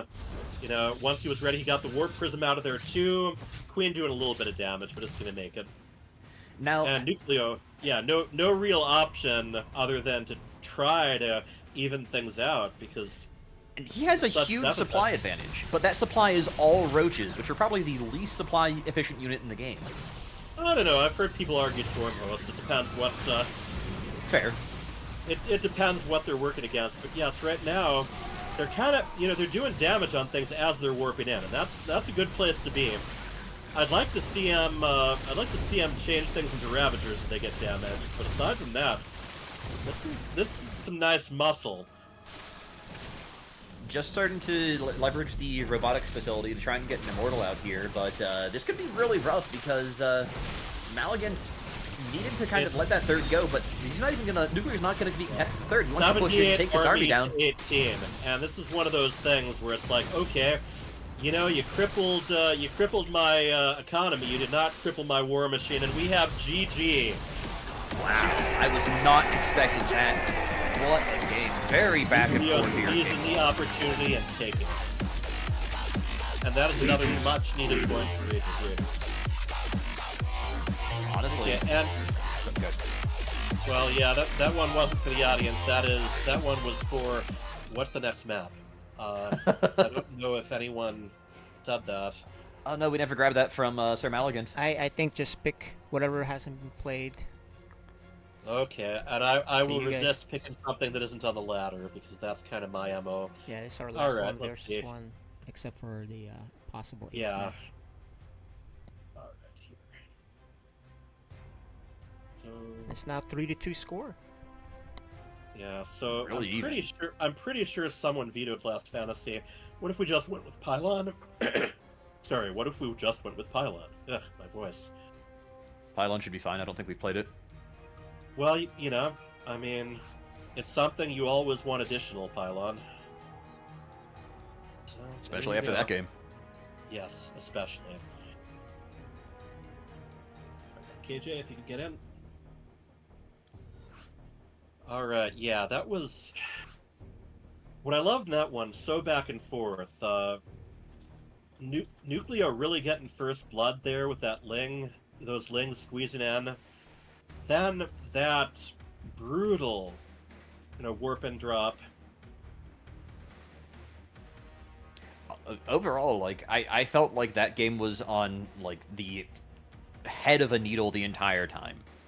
It was so close to being, like, a perfect, you just steamroll and go into a, like, take out the lair, finish off the game. Mm-hmm. But not being able to, like, I think, honestly, this might have come down to, and this is going to sound asinine coming from a Platinum player, but not having a shield battery at the start of the game in that choke led to losing a couple of units, also led to that defense not being reinforceable, and trying to hold on to the third meant he didn't have enough units to deal with the Roaches. It was a huge snowball all the way downhill. Right, when you lose stuff early on. And yeah, that's really the story of it. The fact that it was so late before he got his third down that even when he killed over half of the Roaches, his opponent's war machine was still there. Alright, but that was them. This is Pylon. In the upper left, we have the purple Protoss. He is Sir Maligan. And he is here, fighting for the team of CheesyNachos. In the bottom right of the map, not to be outdone after game 1, we have... Nucleo.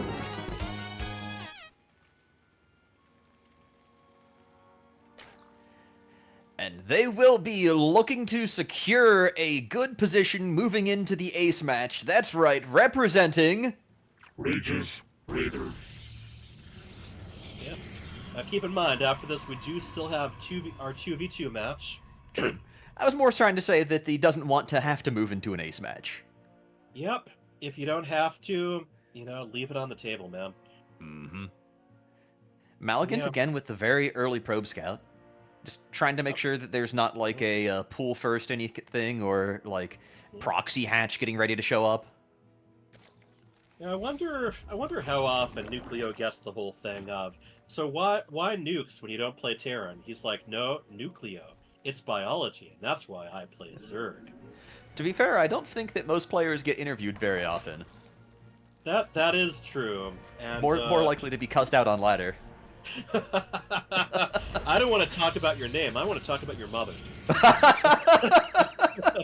I want to demand to know your postal address so I can threaten to ring the doorbell and tell you to say that to my face.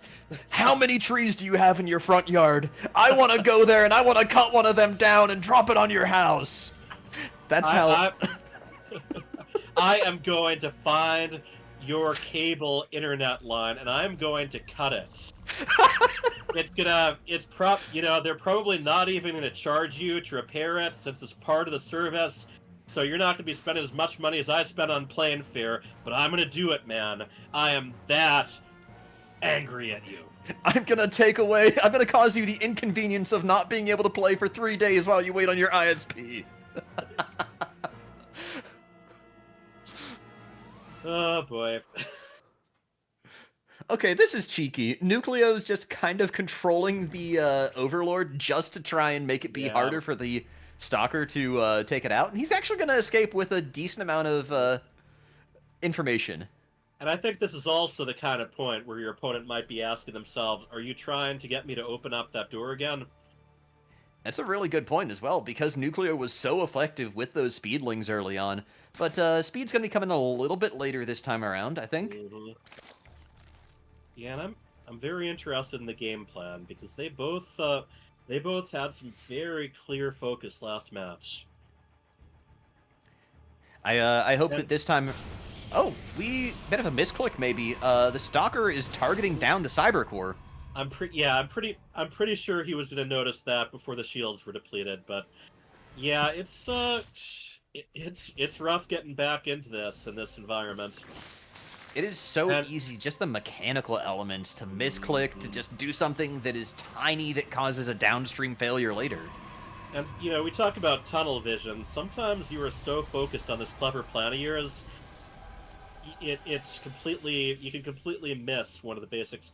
Another thing I want to mention, I'm curious how much Sir Maligant knows about the current patch. It's been around for a while, but, he hasn't been involved in FSL for a while either. So, for instance, how practiced is he with giving energy overcharge? Does he know some of the other little shifts they made and like how much damage the disruptors do? How the mothership works right now? Although that doesn't always come up, even if you do know what the mothership's doing now. The one thing that I will say for go ahead. Okay, I was just going to say, case in point, I tried to cast feedback on a mothership a couple nights ago, and I completely slipped my mind. They don't have energy anymore, just cooldown. All right, your point. I was just going to say that if you take a look, though, in terms of, like, a lot of times Protoss will have a little bit of energy banked on their Nexus because they're not, using Chrono Boost all that much. They want to be able to energy recharge. But Sir Maligant has actually, really, really tight timings involving his Chrono Boosts. Just having gotten enough to have, 2 floating casts recently. But I wouldn't be surprised if, a lot of what he's doing is kind of more of a legacy skill set, because a lot of it looks really familiar to me, who hasn't played a lot since, StarCraft 10 years ago, and a lot of things have changed and a lot of things haven't, so going 3-gate 1 Robo is kind of a universal and eternal build. Yep, it's interesting you mentioned that, because also one of the kind of more legacy things is making really heavy use of Force Field, too, because for Protoss during Wings of Liberty and Heart of the Swarm, in a lot of cases, Force Field was almost a necessity. You had to have some of that down. And then, I mean, number one, there became more alternatives got added. And number two, Ravagers, take out the Force Fields. So it's an interesting one when I see someone maybe do a custom game in Heart of the Swarm or Wings of Liberty settings. They're like, "Oh my God, Gateway's awful." I'm like, "Well, where are your Force Fields, man?" Mm-hmm. And that's it just used like to be all about the Force Fields. When I look at Sir Maligan's play, and this is not like a bad thing, because there's a lot of really good players who have like been playing this for a long time, and like there's a lot of really good players who were playing back in the early days. But when I look at Sir Maligan's play, it really does remind me a lot of playing back in those days, though, because it was like a lot about the basic macro. It was a lot about the like simplicity of just having the right stuff in the right place at the right time. And the same way with like the drops that he was doing last game, it was the same idea. It's not a lot of the super complicated, super technical stuff. It's just get the battering ram in the right spot and beat their door down. Right. Who cares where the battering ram's hitting, as long as it just keeps hitting. Yeah. And nice changeling coming in here. Go ahead and bring it down. Yep. I love that. It's like, rapid 5 warp ends all going, excuse me. You're not one of us. We're zealots, and I find your impersonation of us offensive. It's really just like a Disney villain. It's a Disney song. He's not one of us.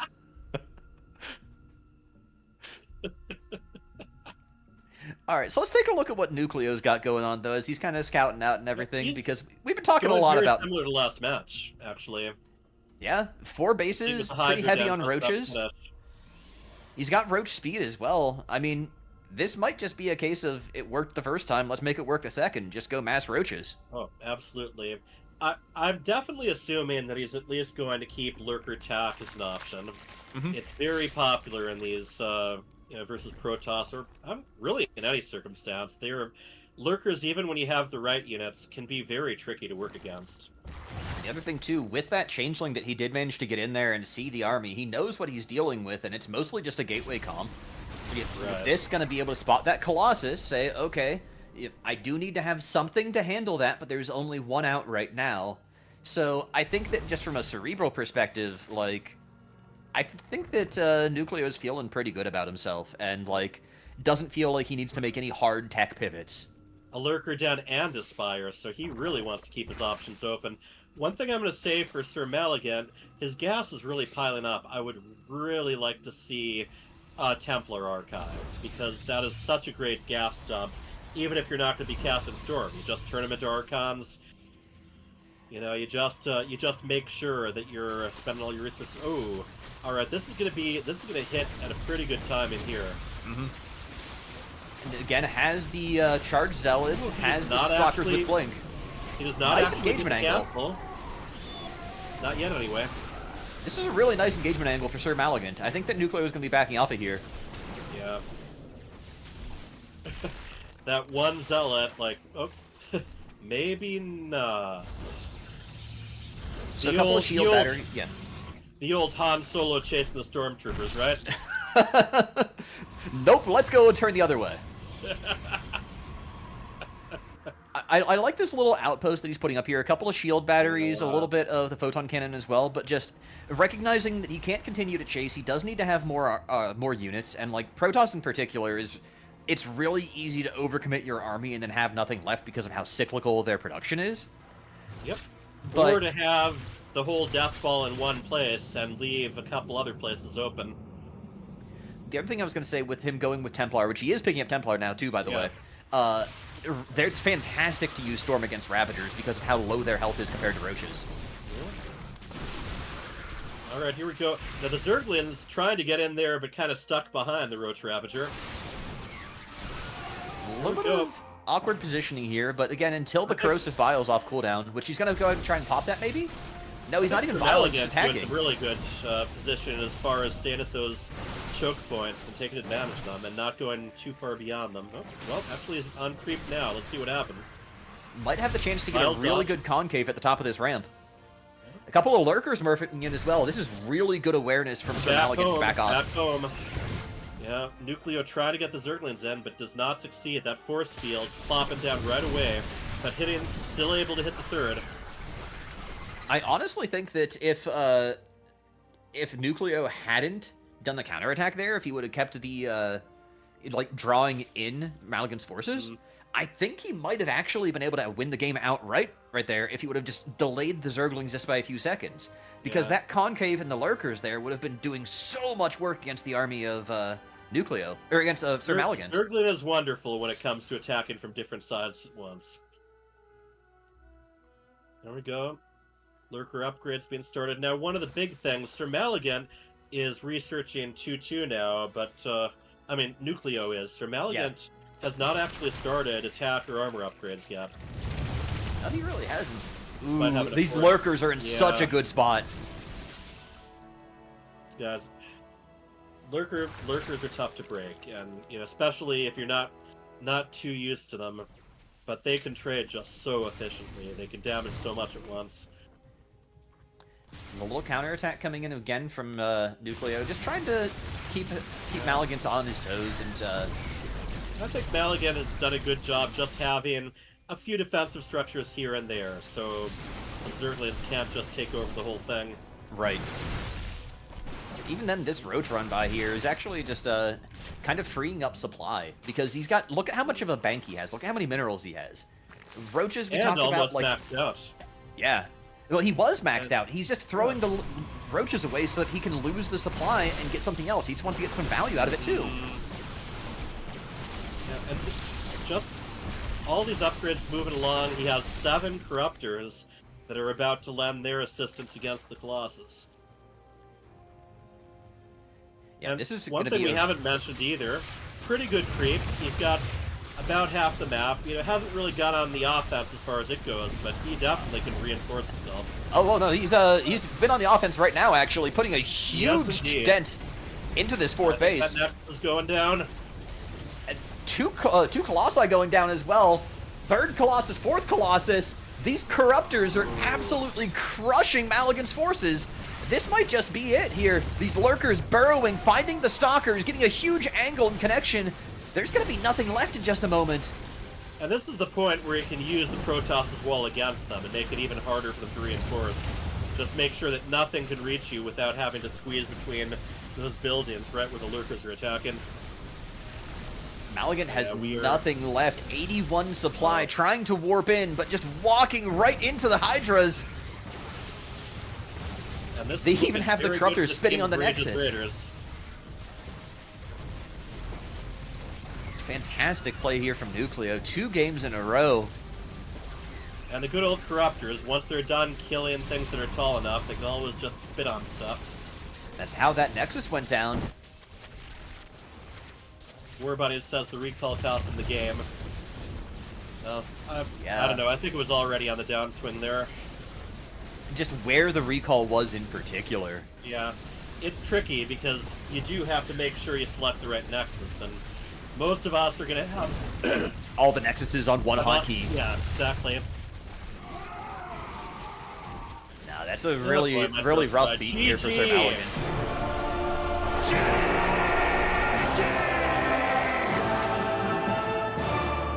Absolutely phenomenal series. Nucleo putting on an absolute Zerg clinic. A lot of people think that Zerg is underpowered or has a hard time against Protoss, but Nucleo has shown how it's done. And depends to you I ask took it notes. when you ask it. All right. Nucleo, Sir Maligan, welcome back. Those were some pretty, very high-action matches, especially the first one. Back and forth with those drops and attacks, really crippling Nucleo's economy, but Nucleo still having the army to bring it home there. And then, yeah, second one just kept on building. Yeah, I was a little afraid in that first game, honestly, because I felt like you killed a fair amount of drones. I don't know if you guys checked the worker count, but I was like, oh, we did. Yeah. I want to say you were about 7 or 8 drones down after the little bit of raiding. Or no, I'm sorry. No, flip that around. You got a couple of probes early on with the Ling run by, but after the drop from Malagant, Malagant had killed 20 drones on that drop. It's absolutely insane. Yeah, that was. I figured I had to go all in after that. And it worked. Otherwise, yeah. Yeah. That was a good multi-prong attack. That was a really good multi-prong attack too at the third and the main at the same time. Yeah, I was looking at that and I was like, man, I'm overwhelmed just watching this. I wouldn't be able to play this at all. Nucleo, the fact that you managed to hold on at all was impressive. Now, I wanted to ask Sir Malagant in particular because, I played Wings of Liberty and Heart of the Swarm a long time ago and then quit for a long time. Where, like, the bulk of your StarCraft experience, like, when did you spend most of your time playing? Because I feel like I'm seeing a couple patterns, and I'm really curious about this. Oh, dude, I started from StarCraft 1, actually. When StarCraft 1 came out, already played it. So, yep, been playing StarCraft since, I don't know, when it came out. Probably did hiatus for a couple years, and then played again, so... Yeah, same with this one. Wings of Liberty. I mean, Legacy of the Void. Yeah, it took a hiatus for probably 2 years, and then just watch FSL. And then have you had a chance to get caught up with the more recent patch changes, like the energy recharge and stuff? No, that's the problem because I'm not familiar with what was the changes. So pretty much playing the same play. I gotta say though, adjust on that. even if like the details were different, I loved seeing how persistent the form was from someone who's been similarly playing since StarCraft 1 and like recognizes some of those little details and nuances and things. I think that, you know, when you're current and when you stay up with things, it becomes easier to win and to like be aware of, okay, this changed, I'm gonna have to make this difference and everything. But like overall, I feel like it's a really interesting clash of styles and like of how current you are in things seeing this match, because it was very, very familiar to me on both sides. Nice, yeah. Yep. Good game. Same as good ever game. was, man. Nucleo. Yep. There was good hold actually in that first game. I was like, oh man. Did I recall my troops instead of losing everything on that main base? I find that it's a lot easier to attack multi-prong than defend multi-prong. So do more of that if you want to beat me. Yeah. Good game. Yeah, fantastic. And Sir Malagant, you're also going to be doing some 2v2, right? Oh, nice. Yep, the freedom. All right, here I'm gonna switch some people around here. And Nucleo, yep, very good showing. We will see you next time. Thank you. Okay, so I believe we're actually also going to be having our host, the legendary KJ Freedom, playing alongside Sir Malagant for the CheesyNachos today. And the two of them go way back too. Let's talk to them all. For both Wind Shadow and Destra, I need you guys to allow me to invite you to party. I know with at least one of you, it's sad that you're not allowing from people not on your friends list. So I got to either change that setting, or you have to accept defeat and make friends with me. You want to set a friend request? It might be me. Here. Add friend. Our friends are nice. They're especially for video games. I'm not Terran, so I can have friends. Exactly. And how do you say your name? Adastra or?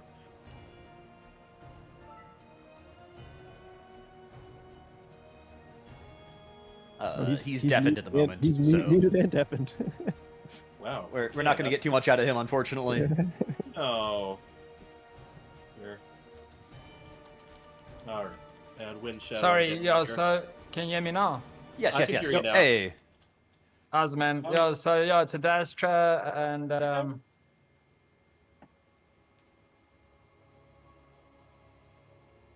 Adastra, you said? You, yep. Okay. And yeah, Dastra here, he's playing all the way from South Africa, right? Wow. yeah, that's right. So that is, it's, when they say South Africa, that is way south from where we are in North America. I don't know. But, yeah, tell us a little about yourself. You're representing Psystorm Gaming as well, right? Yeah, that's correct. Yeah. So I basically started playing in 2020, worked my way up to Diamond 1, trying to get to max packs level. It's not so easy. No. No, I'm sure Max Packs even will attest to that, but boy, some have made it higher than others, that's for sure. Yeah, still a long way to go, though. Like, making it to Diamond 1 in just 4 years and everything. Like, considering that, this is old game, people have been playing it for a huge portion of their lives. Like, when you come in late to the party, you're, you have a long way to go, and, like, it seems like you've already been climbing really hard, so... No, I really appreciate it. Thank you so much. I appreciate it. So, yep, you're new to the FSL, so is our friend Windshadow here. Yeah, I started playing. Yeah, I started playing back in probably '99 when it came out. StarCraft 1 came out. Been playing for a long time. Cheeseman and I, or Lanix, or whatever name he's gonna go by. Oh boy. Started playing man of many names and many talents. But yeah, we started playing back when we were just kids, and then now, how many years later? Yeah, you guys sound a lot like me and War Bunnies. Yeah, I mean, Yeah, just it's I've always been Protoss. He's always been Zerg. So it's basically a battle as old as time, I think.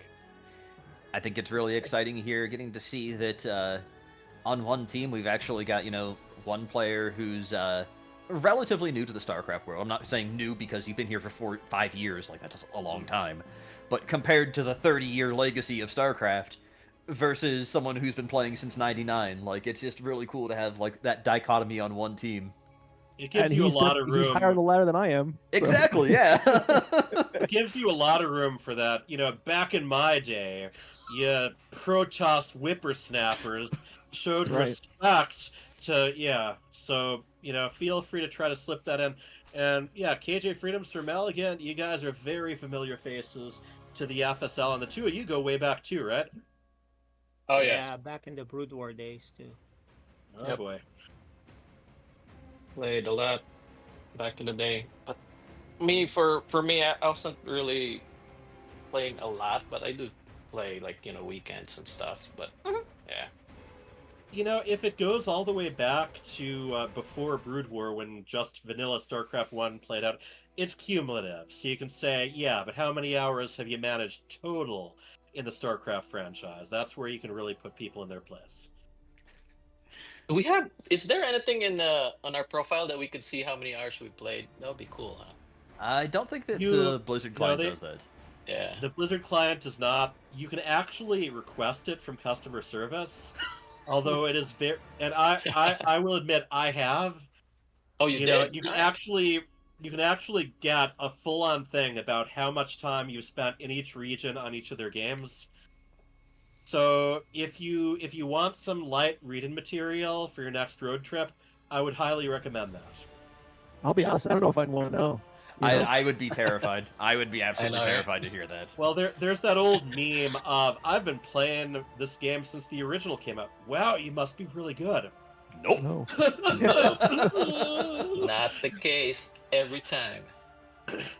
All right, and what are our maps going to be for 2v2? I think that was messaged on the FSL admin. Probably.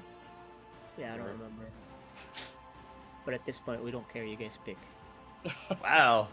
I don't really know the map, so... Don't tell Turtle pick, man. You'll get some of the most scuffed maps out there. Yeah, we don't know any of the maps, so we don't What really is care. a fastest map ever? Lost Temple. Yeah. What I meant is pick man. any of the lather maps, so we don't care. Yeah, we don't know them. Picked these maps. Okay, yeah, there is one. Reclamation and then Emerald City. I do see that's there. Okay. Yeah, one of these days I'm going to do like a 9-round competition where it's, original StarCraft, then Brood War, then Warcraft 3, Reign of Chaos, then Frozen Throne, then Wings of Liberty, Legacy of the Void, and Heart of the Swarm, and each of them on that game's version of Lost Temple, because they insisted on putting those in all those games. But once again, enough about me. Alright, we are going to get started. I'm going to get both teams into their respective lobbies. And then, actually, just quick, let's see. We're tied 3-3, right? Yep. So, yeah, one of these teams could bring this home, or we could end up with the coveted ace match. Stay tuned to find out. I personally am looking forward to an ace match. It gives me a little bit more time before I've got to go ahead and do chores. Oh, man. That tells you how old of people you're dealing with here. It's just all distractions from the housework.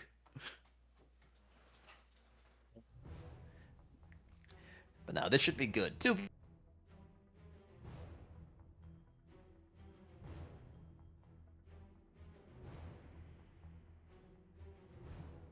Right. Yeah, Little Reaper is doing some fun account sharing and observing.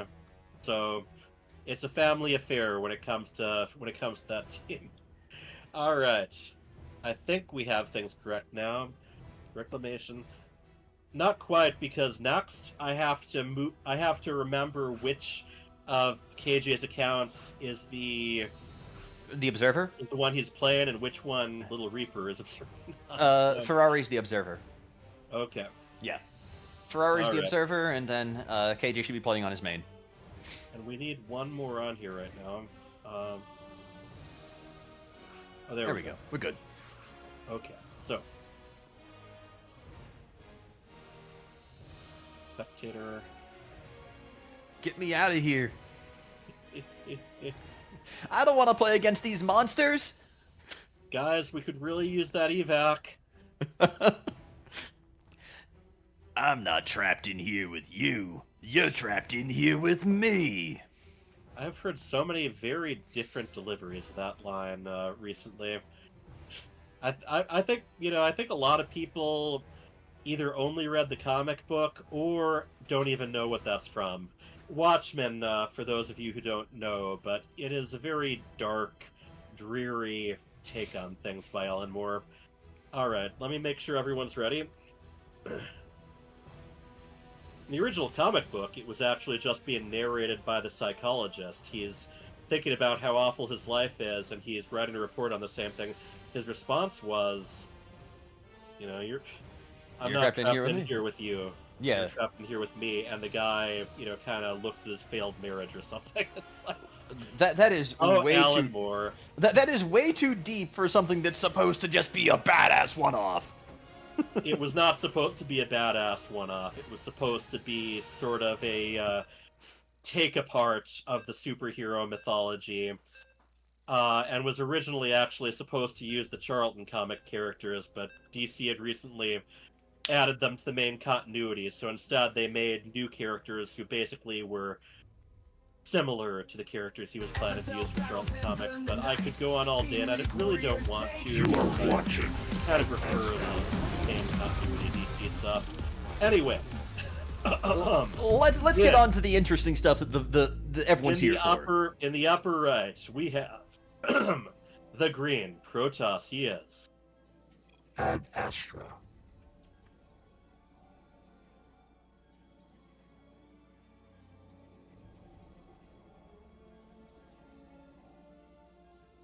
His teammates.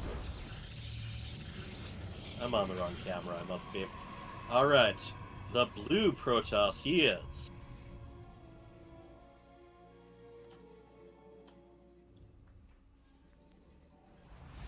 And together, they represent the team of Rages, Raiders. And in the bottom right, we have the Red Terran, KJ Freedom. And his teammate locked in the corner. It is Sir Maligan. Together, they will form and compete for CheesyNachos.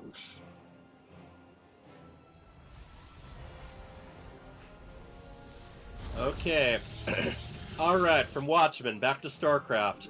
And if you guys don't know, there are StarCraft comic books out there, available at your online retailer. That's where I thought you were going with this initially, was talking about StarCraft comic books. I was like, I'm gonna let you run. I find Alan Moore's weird take on stuff to be a little too fascinating.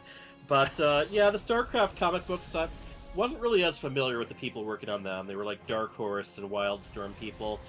The novels, though, get more interesting because you have these people who have these bibliographies of all these other all these other, licensed IPs they've done work on. So it's like, okay. I'm gonna cut you off here real quick because I think cut me off. There's some interesting stuff going on here, actually.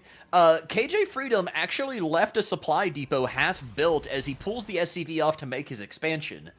That's really interesting tech in terms of like trying to optimize your SCV time and your supply time. I've seen people do that before.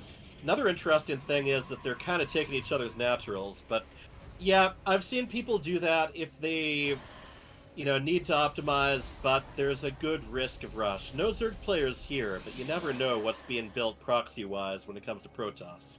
Especially in a 2v2, because the additional damage that you can have from two players going for an early unit build can be so devastating. And also, let's also add on top of all of that, that this is also a map where you and your teammate do not share the same main ramp. Exactly, so you do need to defend for yourself. Alright. Adept's gonna look around. There's a lot of damage being done to it already. I don't think the Shade's gonna complete, it will not complete. Just gonna spy a little bit of Gateway, but I mean, we've already got a lot of production here for the top team. Adastra and Wind Shadow. Yeah, they've got 4 gates between the two of them. They have warp gates getting ready to complete. Their money is looking pretty good at the moment. There is a lot going on these production tabs if you're trying to skim through all 4 of them. KJ is making a starport, which is just about to complete. Otherwise, yeah, we got multiple Twilight Councils. KJ also ready to take a 3rd, possibly a little early, or at least get the orbital and have more mules before flying it out. I really like the play here too, because of the fact that like they have the split mains but the shared natural. Exactly. Trying to get the natural set up as quickly as possible, but then KJ holding back on the 3rd orbital until he's ready to move out and expand his position. And the natural also has 2 different directions that attacks can come from on the ground. Both of them have destructible rocks to kind of choke things a little, but honestly, the one on top of the map is very difficult to wall off. It doesn't match up very well with build-ins. Adastra's got himself a probe out kind of by the long 3rd for the bottom team, and I feel like he might be trying to set up for like a quick pylon out here and get some reinforcements for a big warp gate push. He might do that, or he might be just keeping a very close eye on when someone tries to take that 3rd, because that one's a little bit further out there and potentially more vulnerable. One of the things that's really obnoxious on this map, we're looking at where that observer is right now. There is a lot you can get done on some of those expansions from high ground. Oh yeah, and like the minerals are completely unprotected, especially for a Terran. If you can throw down siege tanks over the line, it's just like the old Lost Temple problem of dropping siege tanks is way too good. Yeah, except at least they can't reach the naturals in this one. Let's give it that much. Okay, that's a fair point. Now this one, Reclamation's a weird one because it was like a Team Liquid map contest thing that got added to custom games well before it got added to ladder. And it also, there's another Reclamation map that was Heart of the Swarm, so it was very confusing if you were trying to keep track of them all like I was, and not many other people. Alright, big Marine drop. But I think that one might just be defensive. And he's gonna It flies it right over the probe. Yeah, Adastra sees this. Like, he sees the two medevacs but coming around the map. You see what's in the middle, though? We have a big attack from the team of Wind Shadow and Adastra. Stalkers, Sentries, Immortals. This is going to be a lot of multitasking, though. That tank getting sieged up on the high ground, going to be doing a ton of damage. Has such a great choke point here as well, and the Colossus. Too. There's a lot of reach. And I think it's very wise that they're more or less turning their attention to the third. Here comes the drop. Starting to pick off probes. They do have the shield battery, though, making the damage on this be a lot harder to land. Yeah. A little bit late, but they did stim pack. They did stim. Alright, so Maligan's going to lose his third here, but that's about all that the Wind Shadow and the rest of Remnant's Ragers are really going to be able to get on this, I think. And we had, back home, we didn't have a lot of worker loss, but we did have a Robo and the Twilight Council depowered, and that was right before Charge was about to complete. Yeah. Yeah, there's the timing on that in particular. Oh, that poor Immortal left by his lonesome there. Alright, they're going to have to coordinate here. They got to make sure that they're both staying together. Two tanks in the back line, then get sieged up. Oh no, one tank getting sniped.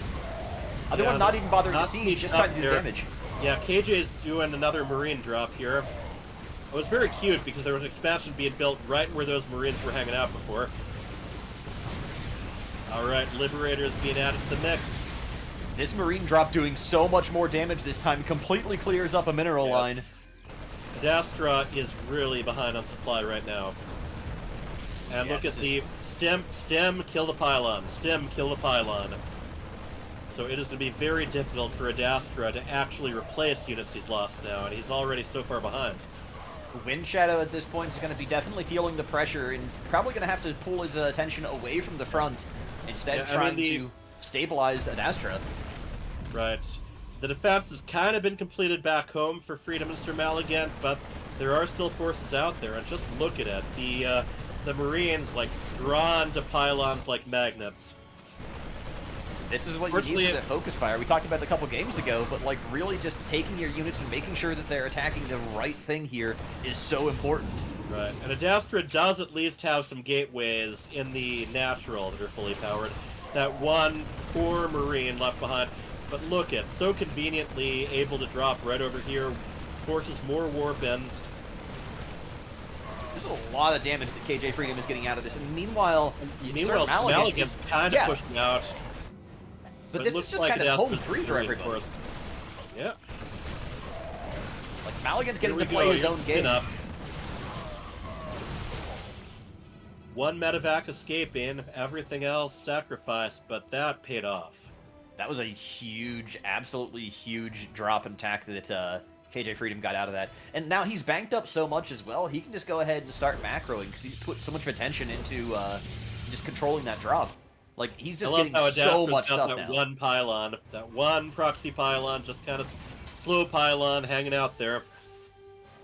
I think Freedom's probably going to do something about that, so just flying the medevac right over, but... I mean, do you even really care? Adastra is so far behind right now. Like, yes, you can take it out, but is it worth the attention? I think it's worth the attention. You only have to send, like, one guy there to attack it continuously. True, true. But yeah, that SCV just marching right past it. It's like, build additional pylons. Nah, you...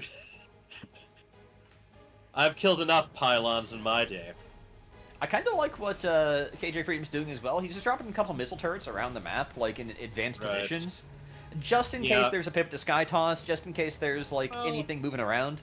It serves as a mineral-only sort of scout structure, too, that has the bonus of maybe getting a couple hits in on a work prism or something. And speaking of which, that's exactly what's there, but not within range of it. Adastra has a really nice push here, just gateway units getting ready to move out into the fourth base for Sir Maligan. And KJ has got a Liberator out there, but it has yet to actually go on the offensive. It has not killed any workers yet. They're going to find a pretty good target here. First Colossus should be dropping. Yeah, they're able to get some damage in before the... Oh, and look at all the... Look at all those gateways that Wind Shadow has. Wow. So Windshadow's actually, like, he's gonna get wiped out here on this attack, but he's making so much space for Adastra to do tons of work behind it. Let's look. Yeah, Windshadow has a total of 16 gateways, so you better believe he can reinforce, especially if he gets those Chronos out. Adastra's actually getting a ton of damage. We might lose the natural here for KJ Freedom. Yeah, meanwhile, KJ so Freedom's many moving buildings. in on the other side of the map. So much action every time one of these moves out. That is a lot of DPS there. This is just like what Nucleo said in the last game. It's easier to attack multi-prong than it is to defend multi-prong. So how do you deal with it? Okay, you just everyone attacks and nobody defends. I think even more so in team games. Yeah. It's like, you can even just, you know, let one guy continue the offensive. You can even share units if you want to. Unit control. Alright, cleanup done. And then those zealots being pushed back a little. But not in the main. Sir Malagant is taking a lot of damage here. Sir Malagant is down to 23 supply right now. Sir Malagant is down to 17 workers, only 6 army supply. And, yeah, KJ Freedom's also down to less than 30 harvesters. This all-in is not... this was all in for them. Well, right now it's all about Windshadow at 165 supply. And, yeah, there's... Boy, when you have to defend... with a Liberator and constantly try to switch it to wherever your opponent's moving the Utes to, as opposed to liberating a choke point. Right. I think Windshadow and Death. Oh, they've definitely got this. Absolutely. And I want to give a huge shout out to Windshadow as well, considering the fact that like Adastra had gotten so beat up at the start of this game, and yeah, here we go, the GG. There we have it. Sometimes my teammates and I like to talk about it as thank you for being our damage sponge. Because sometimes, as even no matter how much damage a teammate is taking, as long as they stay in the game, they're continuing to soak up damage, while your teammate potentially just keeps building up and doing damage themselves. So it is a legitimate thing. It's like, all right, so you know, I'm going to throw you to the wolves here, but I'm going to win the game for you. It's not also kind, but it's effective.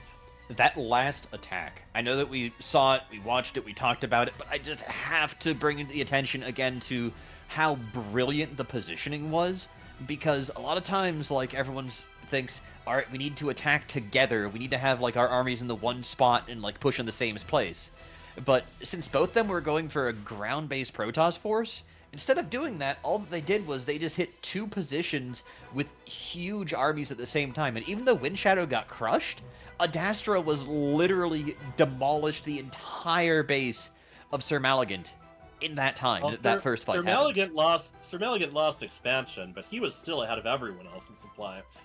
So, oops, okay, yeah, there we go again. Yeah, Ferrari goes away, and in comes Freedom. But no, yeah, he had a ton of supply, but his base was getting eviscerated. Yeah. Sometimes you don't care. Sometimes as long as your opponent's base is getting more eviscerated. But yes, yeah, KJ, you know, we were talking about Batman before. You know, when crime strikes, KJ Freedom becomes Ferrari. Or maybe it's the other way around. Oh, man. All right, so this is... KJ is Batmobiles. This is 4-3 now. We are at match point. And if Rage's Raiders take this game, there's no ace match. It's over for the day. Oh, man. It's do or die. All right, or kill or die. One of the two. In the upper left, we have the green. Protoss he is. Ad Astra. And his teammate, the Protoss, in the light blue. He is. And they are attempting to take down the final point on the scoreboard of... Rage's Raiders.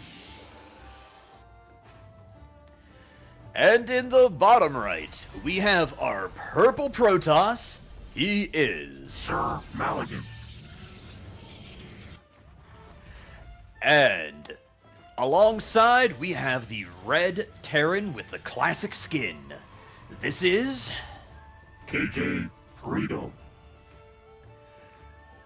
together with their league life for this match on the line, they represent CheesyNachos. Yeah, those good old classic skins. I didn't actually look closely enough to see if Freedom has the classic Marine skin. I want him to go Battle Cruisers, just so we can see if he's got classic skin for that. Those are the 4 they actually got around to putting out for Terran.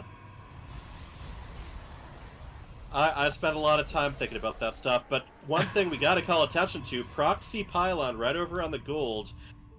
I feel like this could be a Proxy Stargate, or I was just thinking it. Because there is some nice dead space to fly over. Potentially, maybe a Robo if he wants to do a Warp Prism thing, but I think Proxy Void Ray is the most popular way to go here. Proxy Void Rays, that's kind of what I'm feeling. Or even a right Proxy here. Oracle that just hits even earlier than usual. Just throw the gate down there. Proxy 2 gate. Alright, I will take that. Oh, this is Proton. really interesting because he's got 2 gates at home and Proxy 2 gate as well. This is a 4 gate. Right, It's just we an have all a in. 4 gate here. Yep. I don't know how this is actually going to work in like a 2v2 setting though, because Well, you got a couple choices. One is you can both go all in, put all your chips on the table, and go really crazy, or look at them checking to see if the same thing's being done to them. Adastra's doing the same thing. He's got the Proxy 2 as well. The other option is to just... I love it. Yeah, so this is a double proxy. That is the way they're going. I was just going to say, the other option is for one guy to try to force a bunch of units, do crippling damage, while the other one builds up, and then hits them with something techier, either a really powerful army or something like some flying or cloaked units. Maligan's not going to spot this. His Adept is going around. They're hunting for the Proxy. They haven't found it. They smell something, definitely. The probe getting cut off by the stalkers here. Siege tank is needed as soon as possible. He's just making the tech lab right now. Double bunker and we have an as well. immortal being made. Yeah, so if they might be able to hold this. Let me see. Chrono boosting the immortal. Yeah, looks they like... They have not seen any of those proxy buildings. That Adept's gonna get in. He's gonna see that there's no expand. They know. They understand now. They want to swing with these together. All right, here we go. Ooh, and these slow pellets taking a lot of damage from double bunker. Trying to just move on to the command center. That's not going to do anything here. We needed something a little bit more coordinated to start with. However, they're already on top of that siege tank. The bunkers are currently empty. Populating the bunker. Grab them back a little. I like Freedom's control here. I like KJ's control. Just I would also bring a bunch of SCVs there. I think they've repelled it. I think this is going to be moving into the ace match actually, because, or at least the game's going to go on, because this all-in is not working.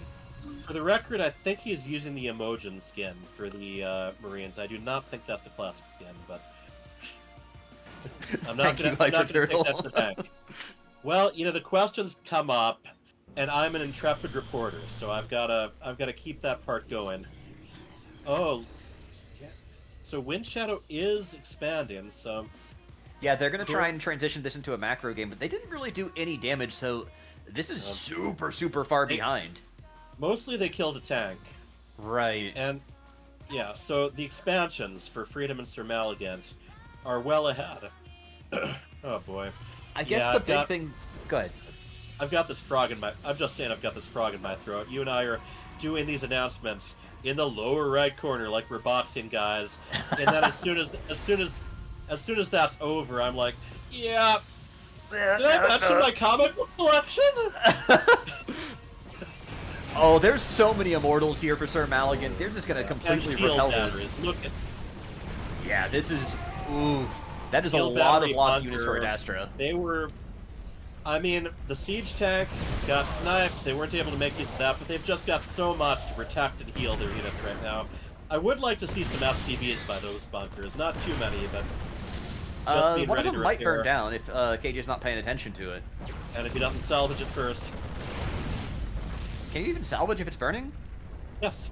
Okay. Yeah, you can salvage it while it's under attack as long as it finishes the timer by the end, which it will not. Alright, yeah, he's just gonna let it burn down, that's fine. He does not get 3/4 of his investment back. Now, here's my thought on this game, though. And, like, so we have the naturals going down for both Adastra and Wind Shadow, but obviously they were pretty far behind on those naturals because of how aggressive they were looking to play. And I feel like, just from a mathematical perspective, with the fast natural from both Sir Malagant and from KJ Freedom, the only way that you really get to transition this game into a longer one from the top team is if the bottom team here is, like, overreacting and overproducing and not macroing hard enough. But Adastra trying to... follow... Go ahead. No, you go ahead. Okay. Adastra trying to, like, push in on that, though, and, like, trying to push the advantage when you're already behind, I feel like was really doubling down in a way that you kind of can't maintain. And now... Check out the expansion there. Yeah. That is bold. KJ is actually sending out a double drop as well around the map, checking for extra expansions. And he's not going to find it because it's in the middle here, but... Yeah, he's going to get a lot of damage. Yeah, they're only just starting to clean up the proxies with this robo over here. One thing I was going to say, before I decided not to interrupt you, was that another possible follow-up is just get them to over-defend against what you already hit them with, and then very quickly switch to Air or Dark Templar or something. That would also work, yeah. Yeah, but it's already, I think, already past that point, too. And here we go. KJ Freedom and his drops is going for Wind Shadow's natural and Adastra's main. While this is going on as well, Malagant is taking out those proxies, and he might actually find the he expand might as well. That shield battery definitely paying for itself there, but it's out of energy now. Yeah, these drops are absolutely brutal. This bottom team, I think that they were really angry about losing the first game, and this is the revenge. Yeah, and here we go. Dark Templar Shrine is being made for Adastra, but those take a while to finish. All right, and you've also got the scan that KJ could potentially provide. Malagant is not moving across the map. He did not find the extra expand there. Yeah, well, and you can tell he thought about it because he checked the gold. Right. Sir Malagant sees that there's... Oh no, he doesn't. He F2'd across. Like, okay. They took a pot shot. I don't know if it matters that much. Because Sir Malagant already has a well-established third, and we're still seeing damage being done by those Marines. Oh yeah. In Wind Shadow's main, so yeah, it would have been cool if he'd followed those probes, but in the end, he's probably still on top right now. Look at him. Immortal Colossus Stalker. He is killing. He's killing an expansion anyway, even if it wasn't the hidden one. He might not get the expansion here. Well, yeah, maybe not. This is actually looking pretty even. Adastra's ability to recover from these situations of being behind is remarkable, and his storm, those storms are insane. Right in that choke point made by the destructible debris there, and heading home. And check it out. Check it out in the south. KJ Freedom does take the gold base, and he doesn't know it, but his neighbor is Wind Shadow. You know? So, if Sir Malagant happened to notice the probes coming across before he F2'd and just moved, then he knows that base is there. But if he didn't, I don't think they've seen the buildings. I don't think he saw that. I think he was looking at Wind Shadow's base at the time, and they only took a moment to take a couple shots against those. Right. AJ Freedom, he's on it with the Dark Templar scanning. And also, what he is building is a fusion core, so we might very well get to see whether he has the classic Brood War battlecruiser skin. Always asking the important questions, Hyper Turtle. Damn right. I want to know what KJ is invested in. I want to know if someone else has spent the same amount on StarCraft as I have. Inquiring minds want to know which war chests you purchased. I think, yeah, this is going to be Battlecruiser, by the way. He is researching Yamato. He has multiple Stargates with Tech Labs, so it is going to be very interesting to see how Adastra and Windshadow react to this, because neither of them are going air, so, you know, Void Rays are probably not going to be the option here, and Stalkers and Archons have a hell of a time chasing Battlecruisers down. Not only that, like, even with the bonus damage from Stalkers, you don't have any upgrades on Adastra. You don't have... You have 1/1 on Windshadow, but he doesn't have any Stalkers. I don't think Stalkers do bonus damage against Armored. I think they just gave them...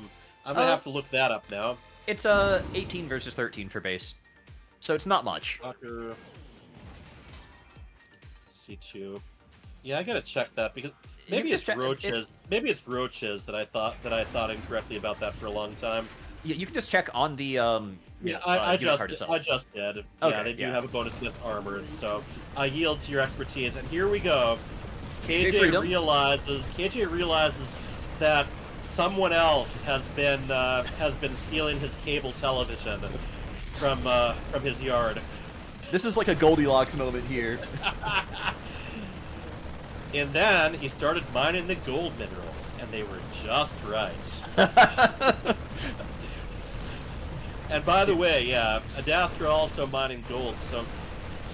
I mean, Freedom and Sir Maligan are well ahead when it comes to supply. I think they gave their opponents a lot more opportunity to recover than they could have, but I don't think it's going to make a difference. I think they did a good amount of damage when they did push out, and I don't think their opponents have an answer to Battlecruisers. Yeah, losing a couple of units here, Sir Maligan. Desi tried to push across the map with some Colossus and Disruptors. So this is one more opportunity here for the top team to have a chance into this, but they're walking into an insanely entrenched position. I love that crazy narrow bridge there that the AI will automatically have the units take. Yep. Oh, this position is so entrenched. All right, special report, this just in. KJ is not using the classic Brood War Battlecruiser skin. I forget which one that is, I think that's also Emojin. Wow. It has been so long since I've seen an army melt like that before, and Adastra, this time lost together. I don't think that there's a rabbit mat for the pullouts. Right there. I don't know if they even realized that there were Battlecruisers on the side. They were already pretty much in it. And you know what that means. Fans of ace matches. Alright, so I've got bad news for all of you, though. I think we're gonna have to drag KJ back into the booth because I do have to take off. Well, actually, Sergeant ABC was asking if he could hop in. Ooh. So here. Alright, we have another tie. We are going to ace match. Those were two vastly different games. Alright, I'm gonna have to take off, so I appreciate you. No problem. Alright, so yes, game 1, just some very strong pushes there. Game 2, a failed proxy, and yeah, just around Windshadow, you know, you were able to make your way back and complete with a base right next to KJ's. Yeah, then... I was a little cheeky there. You know, I was just a little bit. What happened at the beginning is I thought I put down my first pylon, but I was trying to put it the same place that Adastra was putting his, and I thought that was my pylon. So I got pylon blocked right at the start, and so I was just kind of like, I don't know, it kind of threw me off a little bit, and then we were decided that we didn't want to go for a macro this time. We wanted to go for more of a proxy gate. So macro is sort of my strength, so I was a little bit on the back foot there, but I tried, we tried, but it was a good game. You tried. KJ and Sir Maligan, it looked like you, even though you hadn't found any of those proxies, it definitely looked like you were suspecting something. Oh yeah, we were ready, because when we saw there's no expansion, so we knew already what it was. That's why I put 2 bunkers right away. Yeah, when we got there, we were like, oh, they defense. Your defense was really strong. Yeah. Yeah. We didn't even on high bother alert, man. searching We for the saw- pylons because we We're knew like, it there's was no coming. nexus for anybody. This is something. Yeah, our first game we were so uncoordinated because apparently Freedom was muted, so we were. Oh no. Yeah, we we were were all talking, over the and place. I said, "Hey, let's go here," and then he would talk to me. Yeah, let's blah blah blah. But apparently, neither of us could hear each We'll other. find them. So then we're like, so when you're quiet, you think they hear you, but then after that, we realized, why'd you go left by yourself, man? Well, still, KJ, you certainly sniped a lot of pylons that first game.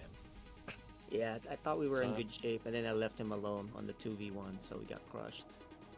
Yeah, well, Wind Shadow, you definitely were able to keep your production going, and yeah, you had quite the army, and it paid off there. Yeah, it felt good. The first game felt good with macro and things. I felt like I was hitting my probe timings and things like that, but that second game, I think I probably got my own head on it. And I don't know, Sergeant ABC was saying he wanted to join in on casting once it was available, but he isn't responding now. War Bunnies, did you want to join us? Because I know you're watching. Yeah, and we gotta figure out who the ace match is. Yeah, right? so should we take a little intermission while you figure out the players in the map? Yeah, for us, we're open. Code S, or if Nate's available and he wants to play, he can play, but I don't know if he is. So, I've been very busy with... Yeah, War Bunnies, go ahead and join voice and camera. You've got a few minutes while everything gets figured out. I'm gonna grab something to drink because my throat is killing me. Talk to you very soon. Be right back. Right. I'm probably...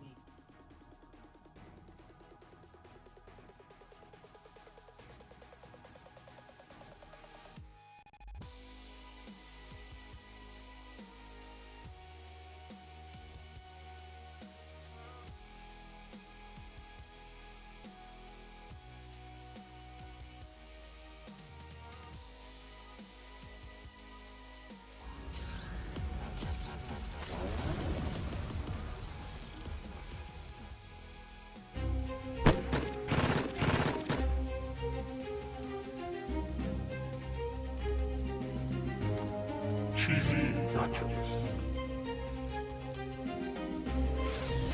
Ages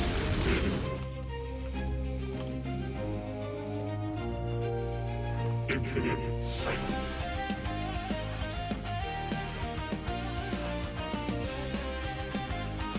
Angry space mirrors.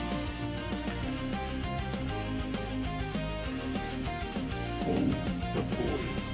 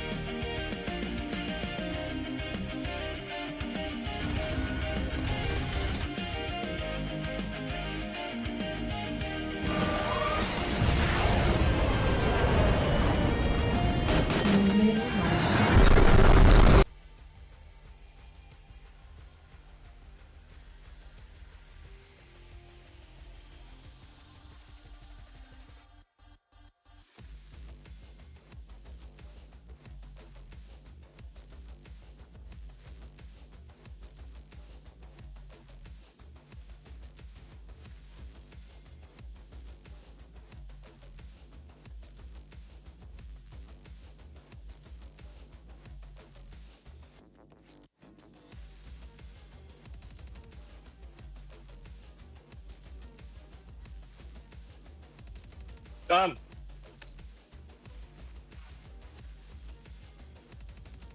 Hey, did you guys have lunch? Huh?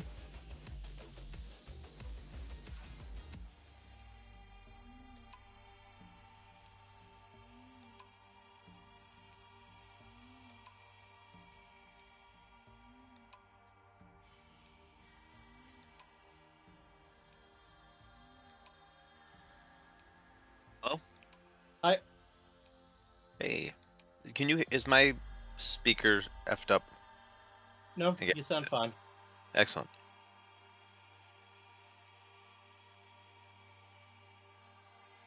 Oh, I have to hit the button.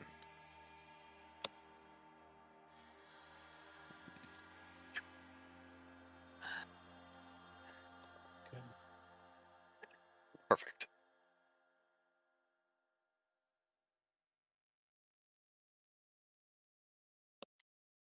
Okay, and Sergeant ABC is going to be helping us too. Yes. All right. Do we know the ace match lineup yet? Yeah, Malagant doesn't want to play either Nucleo I'll definitely or do the ace match. I got this. or Adastra, so it'll be me. Oh, all right. For code S. Nate is not available, so he can't do the thing. And I feel like the Sergeant ABC one is too much of a mismatch. Okay. Right? What do you think? I mean, I can force it. I don't think. With Nachos. Well, you're the commissioner. What do you? Yeah, Sergeant ABC versus KJ Freedom. I don't think would work. I think. Wait, KJ's Wait, on my did he? I thought he meant he could cast the ace match. I'll do that. I'll do that. That's fine.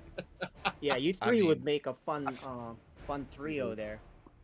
But I'm not confident with my TVP, but Malagant completely deferred and said, no, you play these two guys. I'm like, okay. All right, so who's it going to be against you? Yeah, I think Revenant Rage said either one's available. I think it sounds like Adastra is. So, confirm. What is he, code S or A? Yeah, but he's not. He's not in voice right now. Let me check. I'll talk. Check there he is actually. Okay. I'll Here. verse a code A. Okay. Adastra, are you going to be playing? Red. Because if what map? not, the code A could be the other guy. But if Adastra's ready, I'm ready. Let's do it. Okay. Adastra, you ready? He's muted and deafened. Muted and deafened. Okay.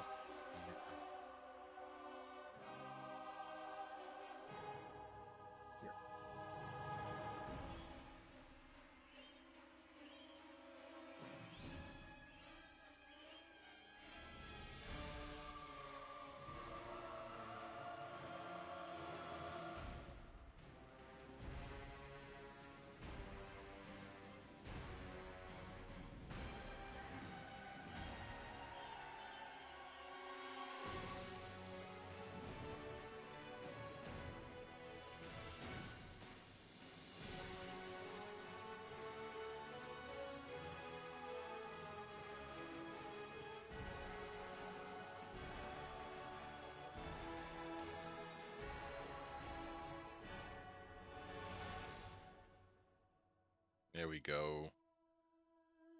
There we go. Oh, you're gonna have to invite me back. I need to change headsets.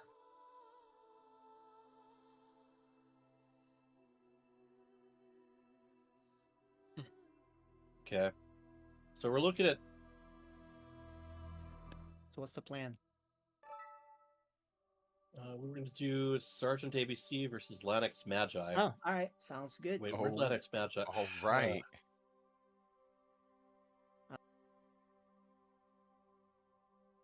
How is he? What is he code does S? Nucleo know he's on camera? I don't know, but we should. Why is probably Nucleo have on things camera?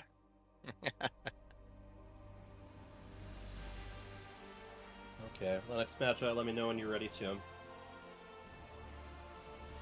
So we're going code B. I got my video back up. Yeah, Bunny, I'm going to invite you to chat or to game I'm in. Party. Game makes more sense, yeah. Yeah.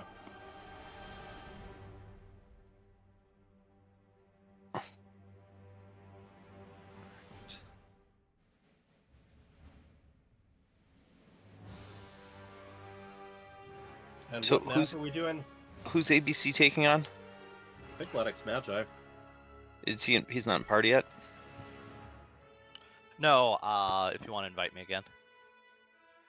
Lennox, what's your MMR right now? 2870. Oh yeah, that's decently Okay. fair. I just can't keep going up. I go up and down, up and down. I've been doing that for the last 2 years. Yeah, you know what? Actually, would we be able to do somebody else? I want to play, but I have What? child things going Yeah. on. I'm Let's sorry. check with Revenant Ridge. Well, no, that would.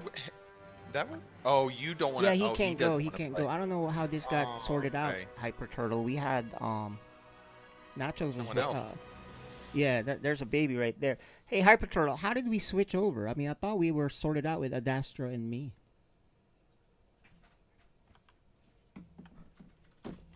Is he muted? I have no idea. It looks like it. He doesn't want to talk to us. He's drinking. He's still sorting it out. It looks like there was a confusion. Put me back on. I'm gonna have to play. Let's sort this out. Oh, Cheese Man. Oh man, you would have been a tough match, man.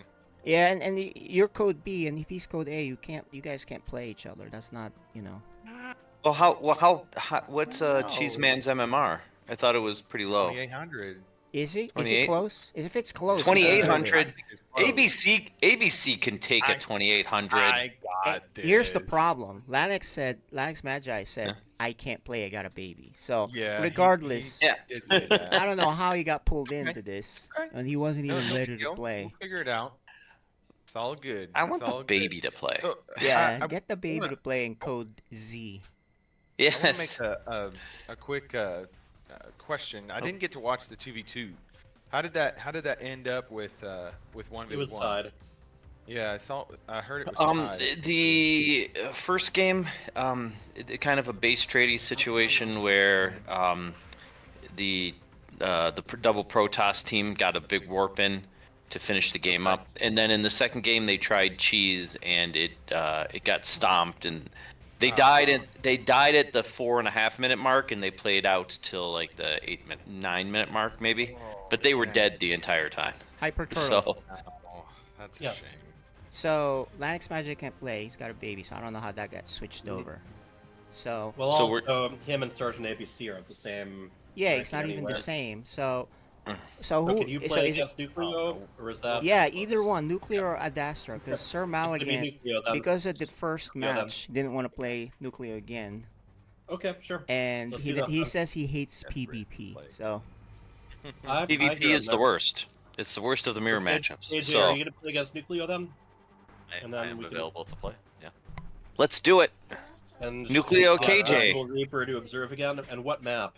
Or should I just choose one out of what we've got left?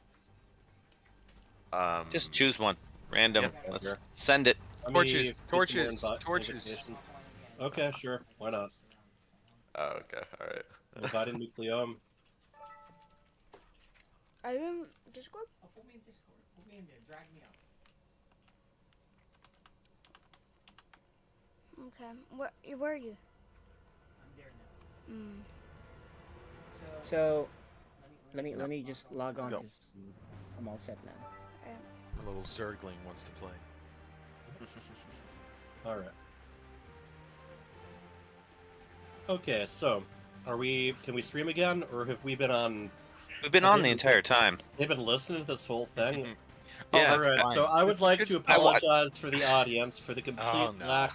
All right. It's all good. I liked watching you eat and then move yourself out while you were on stream, and then that was the best. We should have just left Cheese Man and the baby up, so we Can could all any- just stare at the anyone baby. relive out there. That's what I'm curious about. War Bunnies obviously is protected against that, but Listen, I yeah. got a new haircut. I can't show it off. Multiple times I moved someone into the main chat without moving myself there with them. Okay, and War Bunnies join the lobby. Sorry, I've been watching this awesome stream. Okay, yeah. So banter to make up for no. So I think that Nucleo versus Hyper Turtle would be the ideal matchup on this one. Hold on. Let me. Yeah, let if me- I was on I'm either not team. on video, right? You're not on video right now. And which of yourself will be Little Reaper? in in game. Freedom or Ferrari? Oh, Freedom is. Okay. Yeah, I just hang tight. It looks like I lost my. Oh, believe me, I've been camera. hanging tight with the best of them. And with popcorn. Okay. What the heck is this stupid riot keep popping up? Hold on, guys. So, Hyper Turtle, while we sort this out, you couldn't see the big turkey on my roof yesterday from your house? Nope. It amazes me. Yeah, the porch, there's like a series of branches and leaves down right where that turkey was. Oh, so, it's like those at massive. home, let's get into some real banter right now. War Bunnies and I live in a neighborhood that is being terrorized by a turkey named Hank. Tarkafir. Yeah, Collector of Souls. Different neighbors are naming him different things, but this turkey has decided the alley is his territory, you know, after migrating here or whatever, and he will just stand in front of the cars.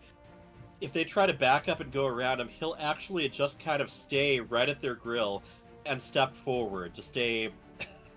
And yes, yesterday he was on War Bunny's roof.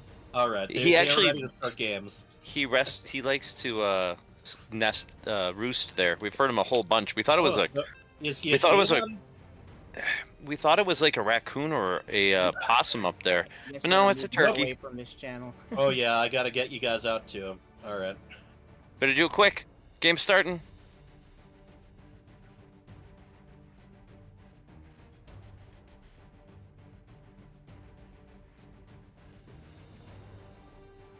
FSL battles in the night. You are watching FSL.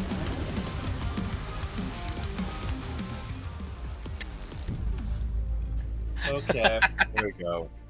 So I'm hoping a There we lot go. of people tuned out a lot earlier. Oh no, it wasn't that bad, Hyper Turtle. It really wasn't. It really wasn't. I know. No one wants to listen. To people to watch me trip over my own tongue. Back. Let me get into character, all right? Yeah, In here we go. The upper right, we have the blue Terran. He is, KJ Freedom. and he is fighting this ace match on behalf of the team. CheesyNachos. All right, Sergeant ABC. And take in the bottom right corner, and he is representing the team of.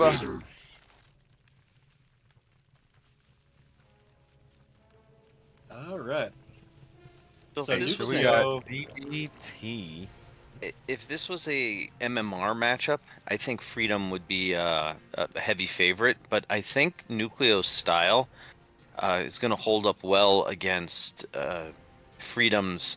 Freedom likes his drop harass, these small little groups here and there of drop harass, and I think Nucleo's style is going to hold up pretty nicely against it, but Also, we'll I see. don't think Nucleo plays as any other races too. You know, if you watch KJ's stream, yeah, he usually. Well, I takes think turns I between think them. he can only play Terran because it's his worst race. Yep, that is how we allow this. Right, And like we're, I think isn't he just below GM with Zerg? Zerg, yeah, I know he he's. is. I know he's. Yeah, Masters 1 anyway. Yeah, so he. I think if I saw correctly, he's 46 or 47.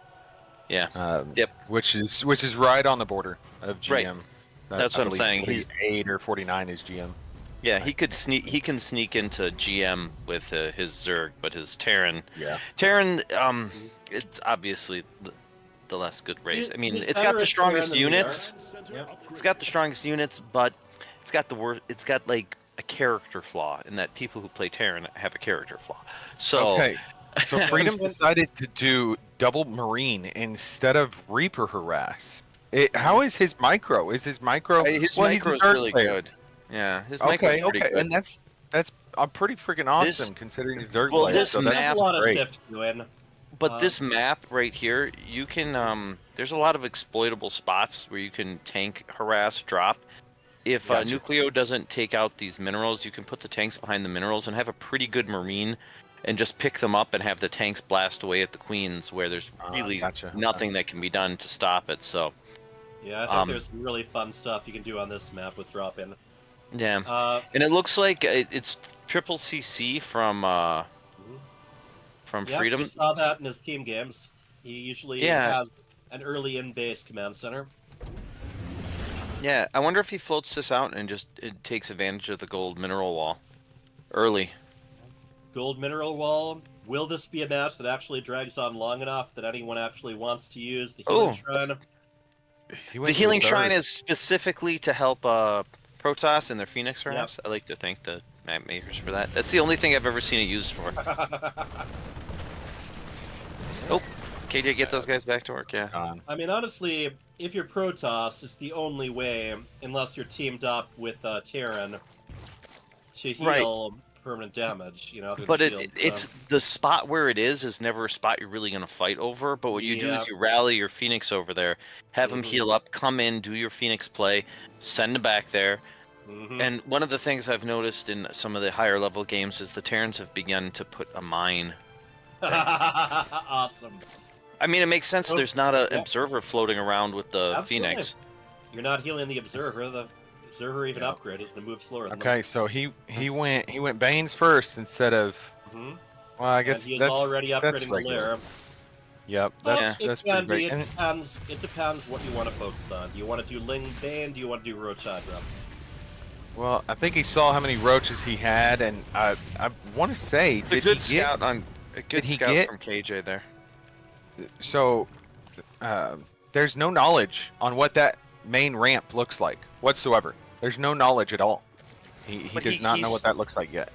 Yeah, but the Terrans, I mean, the Zerg's in the dark, but the Terran has really good knowledge of what's going on. Yes, He doesn't know about those Hellions, but it's not something that's unusual for a Terran to open with against Zerg. Yeah, I mean, you don't even know if that's an open. It looks like Infernal Pre-Igniters is being researched there. But he's got 2 factories, so it looks yeah, like this is to be more of a focus. Yeah, Stim's not been researched. No, he's coming blue flame. He's coming blue flame. And it's not been researched, but he has it on the tech lab on the thing, so it's not reactored. It's kind of a weird little deal here. He's got way too many claims. He needs to just get rid of those cars because they're gonna do too much damage. Oh no! 9 damage. That is. Oh no! That is impressive. That was definitely worth the investment, and that's on top of. He's still up double the workers, almost. Yeah, but doesn't mean he wants to lose 9. Okay. Now you got to remember though. So, I mean, he may be. Is KJ been cutting workers or just not building them? Just not building them. Not really. And he's been, definitely dropping a lot of mules. But yeah, the mules are going to help him catch up to this. And keep in mind he had that extra orbital that he hadn't actually placed yet. And he's going to place it in the area that I said the minerals are blocking it. Yeah, he is. Protected from the. Normally, you want to get some guy mining on those minerals so you can have a smooth transfer. The Zerg's going to start mining them out now because at this point in the game, the Terran can just win the game putting those. The Zerg already has to have those out. But this run by, this is classic KJ, where he's going to try to hit them left and right. Yep.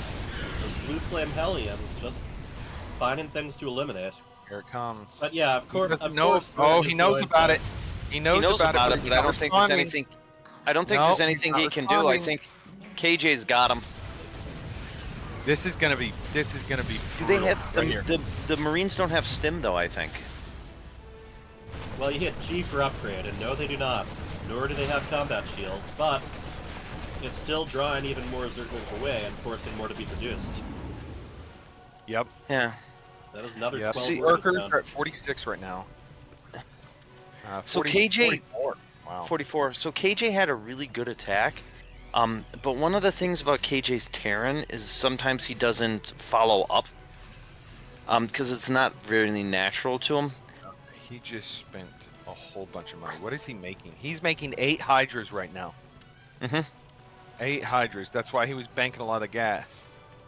Yep. I think if he takes off gas and puts back on minerals, But Might have the advanced veins and stuff. I don't know. The Marines really need stim.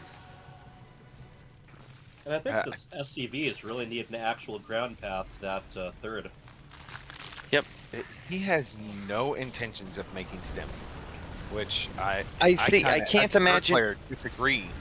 Yeah, I can't. I can't imagine this many Marines being built without stim. But yeah, well, he's going straight to air. Well, you also got to think he's in the league of being able to mind warp his opponent and trick his opponent into doing one thing. Look how many Banes there are, but he's going mech. Banes are still nice against Hellion Hellbat to some extent. You're not wrong. But yeah. Yeah, it's a tricky thing. You got the Siege Tank and the Liberator kind of covering I get stuck in these situations so bad because I'm worried about losing everything, when honestly, moving this little tiny thing is not... And see, look at that. Moving that was 100% the right move. Although, and KJ did kill most of the workers. Yeah. 21, that's blackjack, man. Oh, wow. So, wow. You know, that definitely, if that was primarily a diversion, it was a very successful diversion. Yep, it was. And this Liberator's going to get a few more. He needs to check on his look at, oh, there it is. He fixed it. His saturation on the natural was 25-16. Well, that's what happens when you have to pull workers, yeah. Yeah.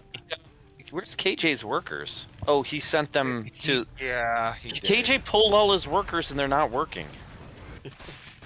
Like, he's up in workers, but I think his...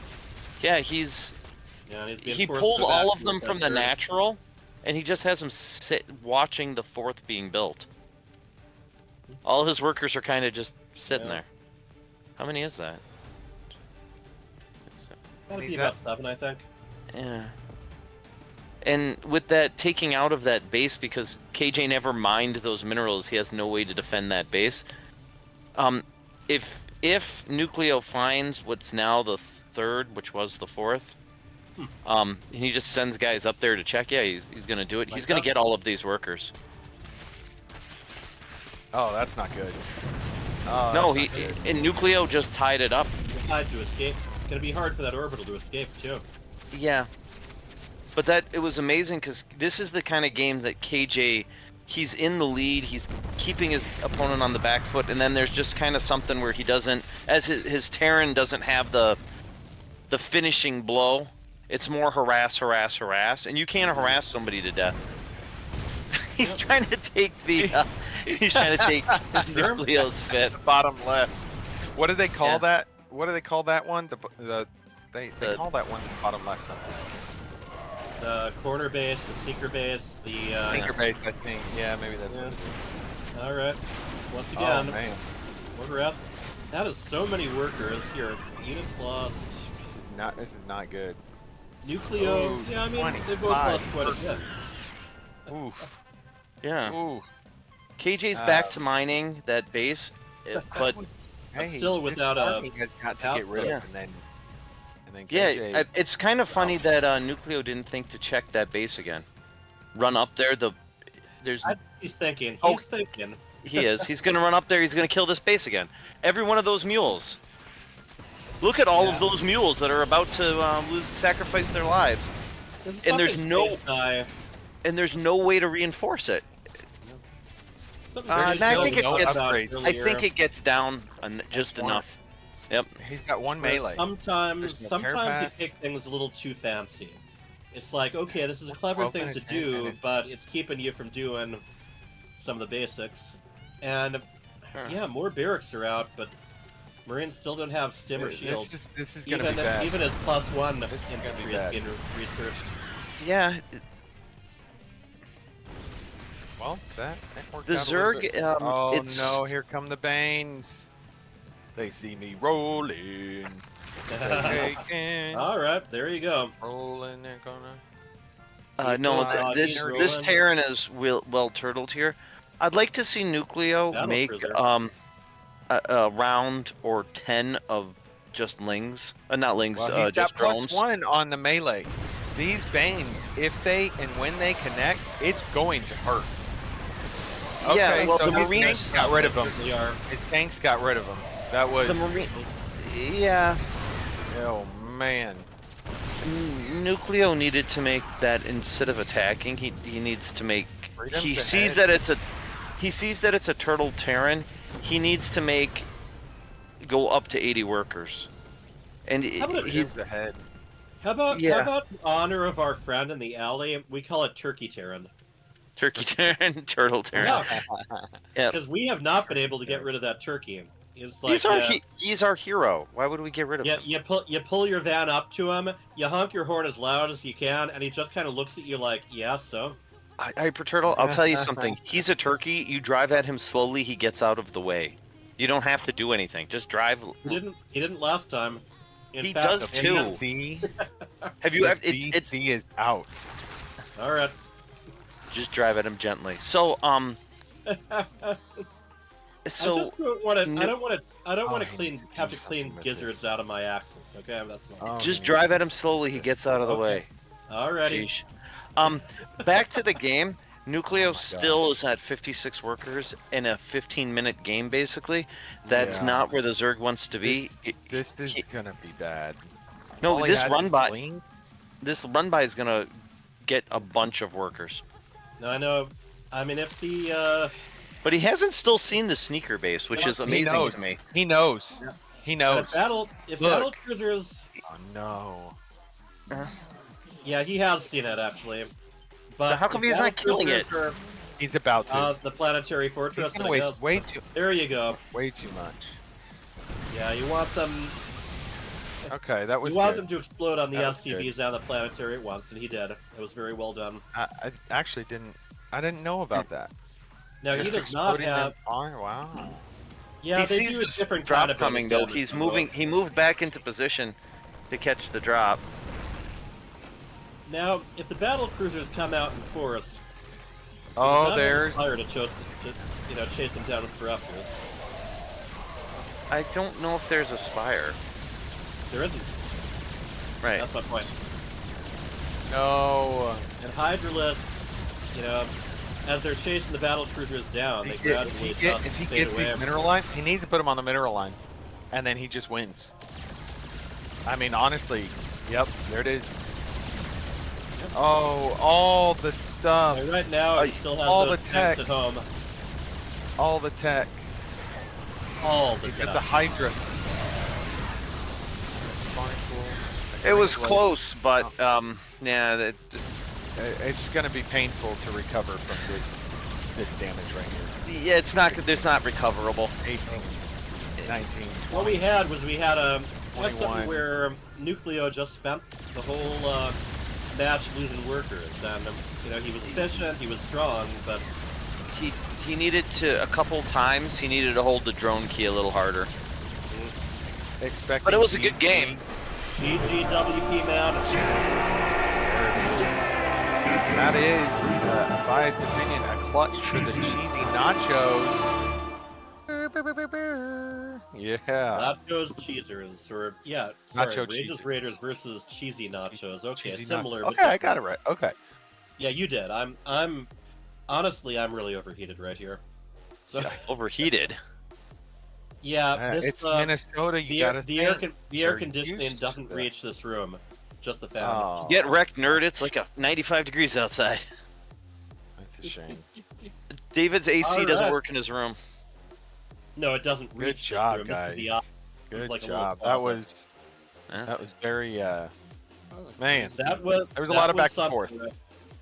Yes, indeed. I think lot of back and in forth. the end, death by 1,000 drone kills, right? Oh man. For sure. Oh man. All right. If you look at the performance, the amount of workers you created, Nucleo, is 160 workers. Wow. 160 workers. You just couldn't. Oh man, that was great. Great. The average lucky those lifespan. millions. Yeah, the average lifespan of a worker in my army, not very long, apparently. Yeah. Yeah, I got Yeah. lucky with those first Hellion run bys. I was like, oh, this is doing something. Yeah, my lings were a little late, and I don't think I built enough queens to really defend. I think that would have helped me out a lot, but like the nail in the coffin was definitely the BC showing up. I'm like, I can't deal with that. Yeah. I don't know if you got that scout in his base, but I think that scout. I don't know. Did you? Did you get this? I don't think I actually saw the BCs. No, not the BCs. Just that. If you're talking about the corner base, I chopped, and that had been seen. No. Yeah, Freedom's main base. I don't know. Oh, if you okay. I guys didn't got see it. that. I didn't see all of it though. Yeah, I went these because my macro kind of sucks. So I was like, I need something that's expensive. A hardy unit. You know That's what? all it was. You know what was really interesting about that game is if you look at the resource collection rate, no matter how many times KJ knocked Nucleo down in like 22 workers, a little bit of harass from Nucleo evened out the resource collection rate. Yeah, I'm gonna say on those maps, those gold mineral walls, you do have to mine those down if you're gonna keep.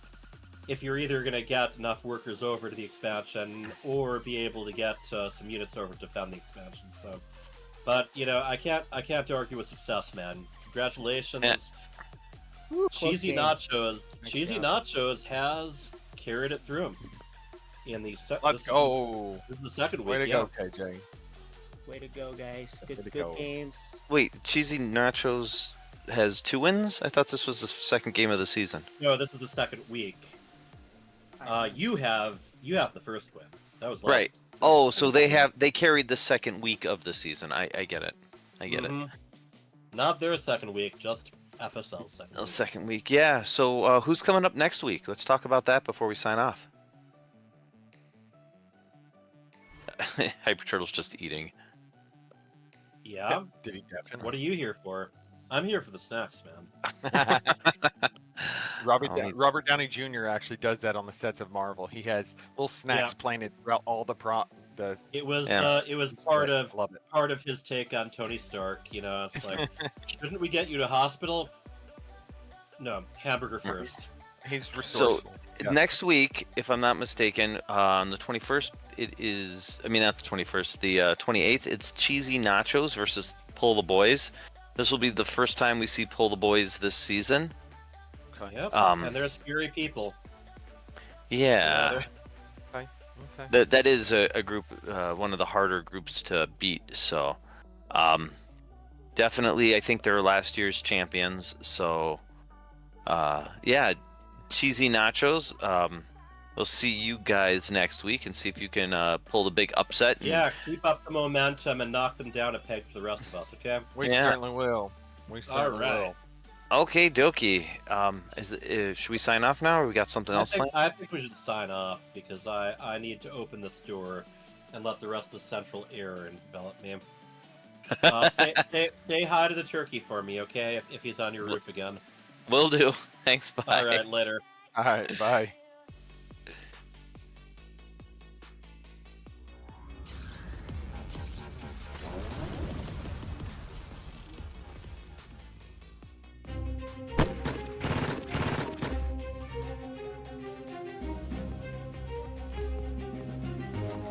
Cheesy Nachos.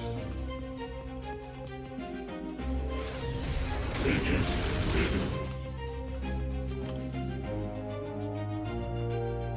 Infinite Cycles.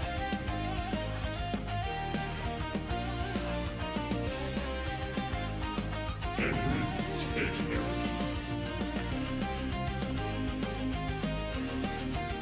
Hold the Boys.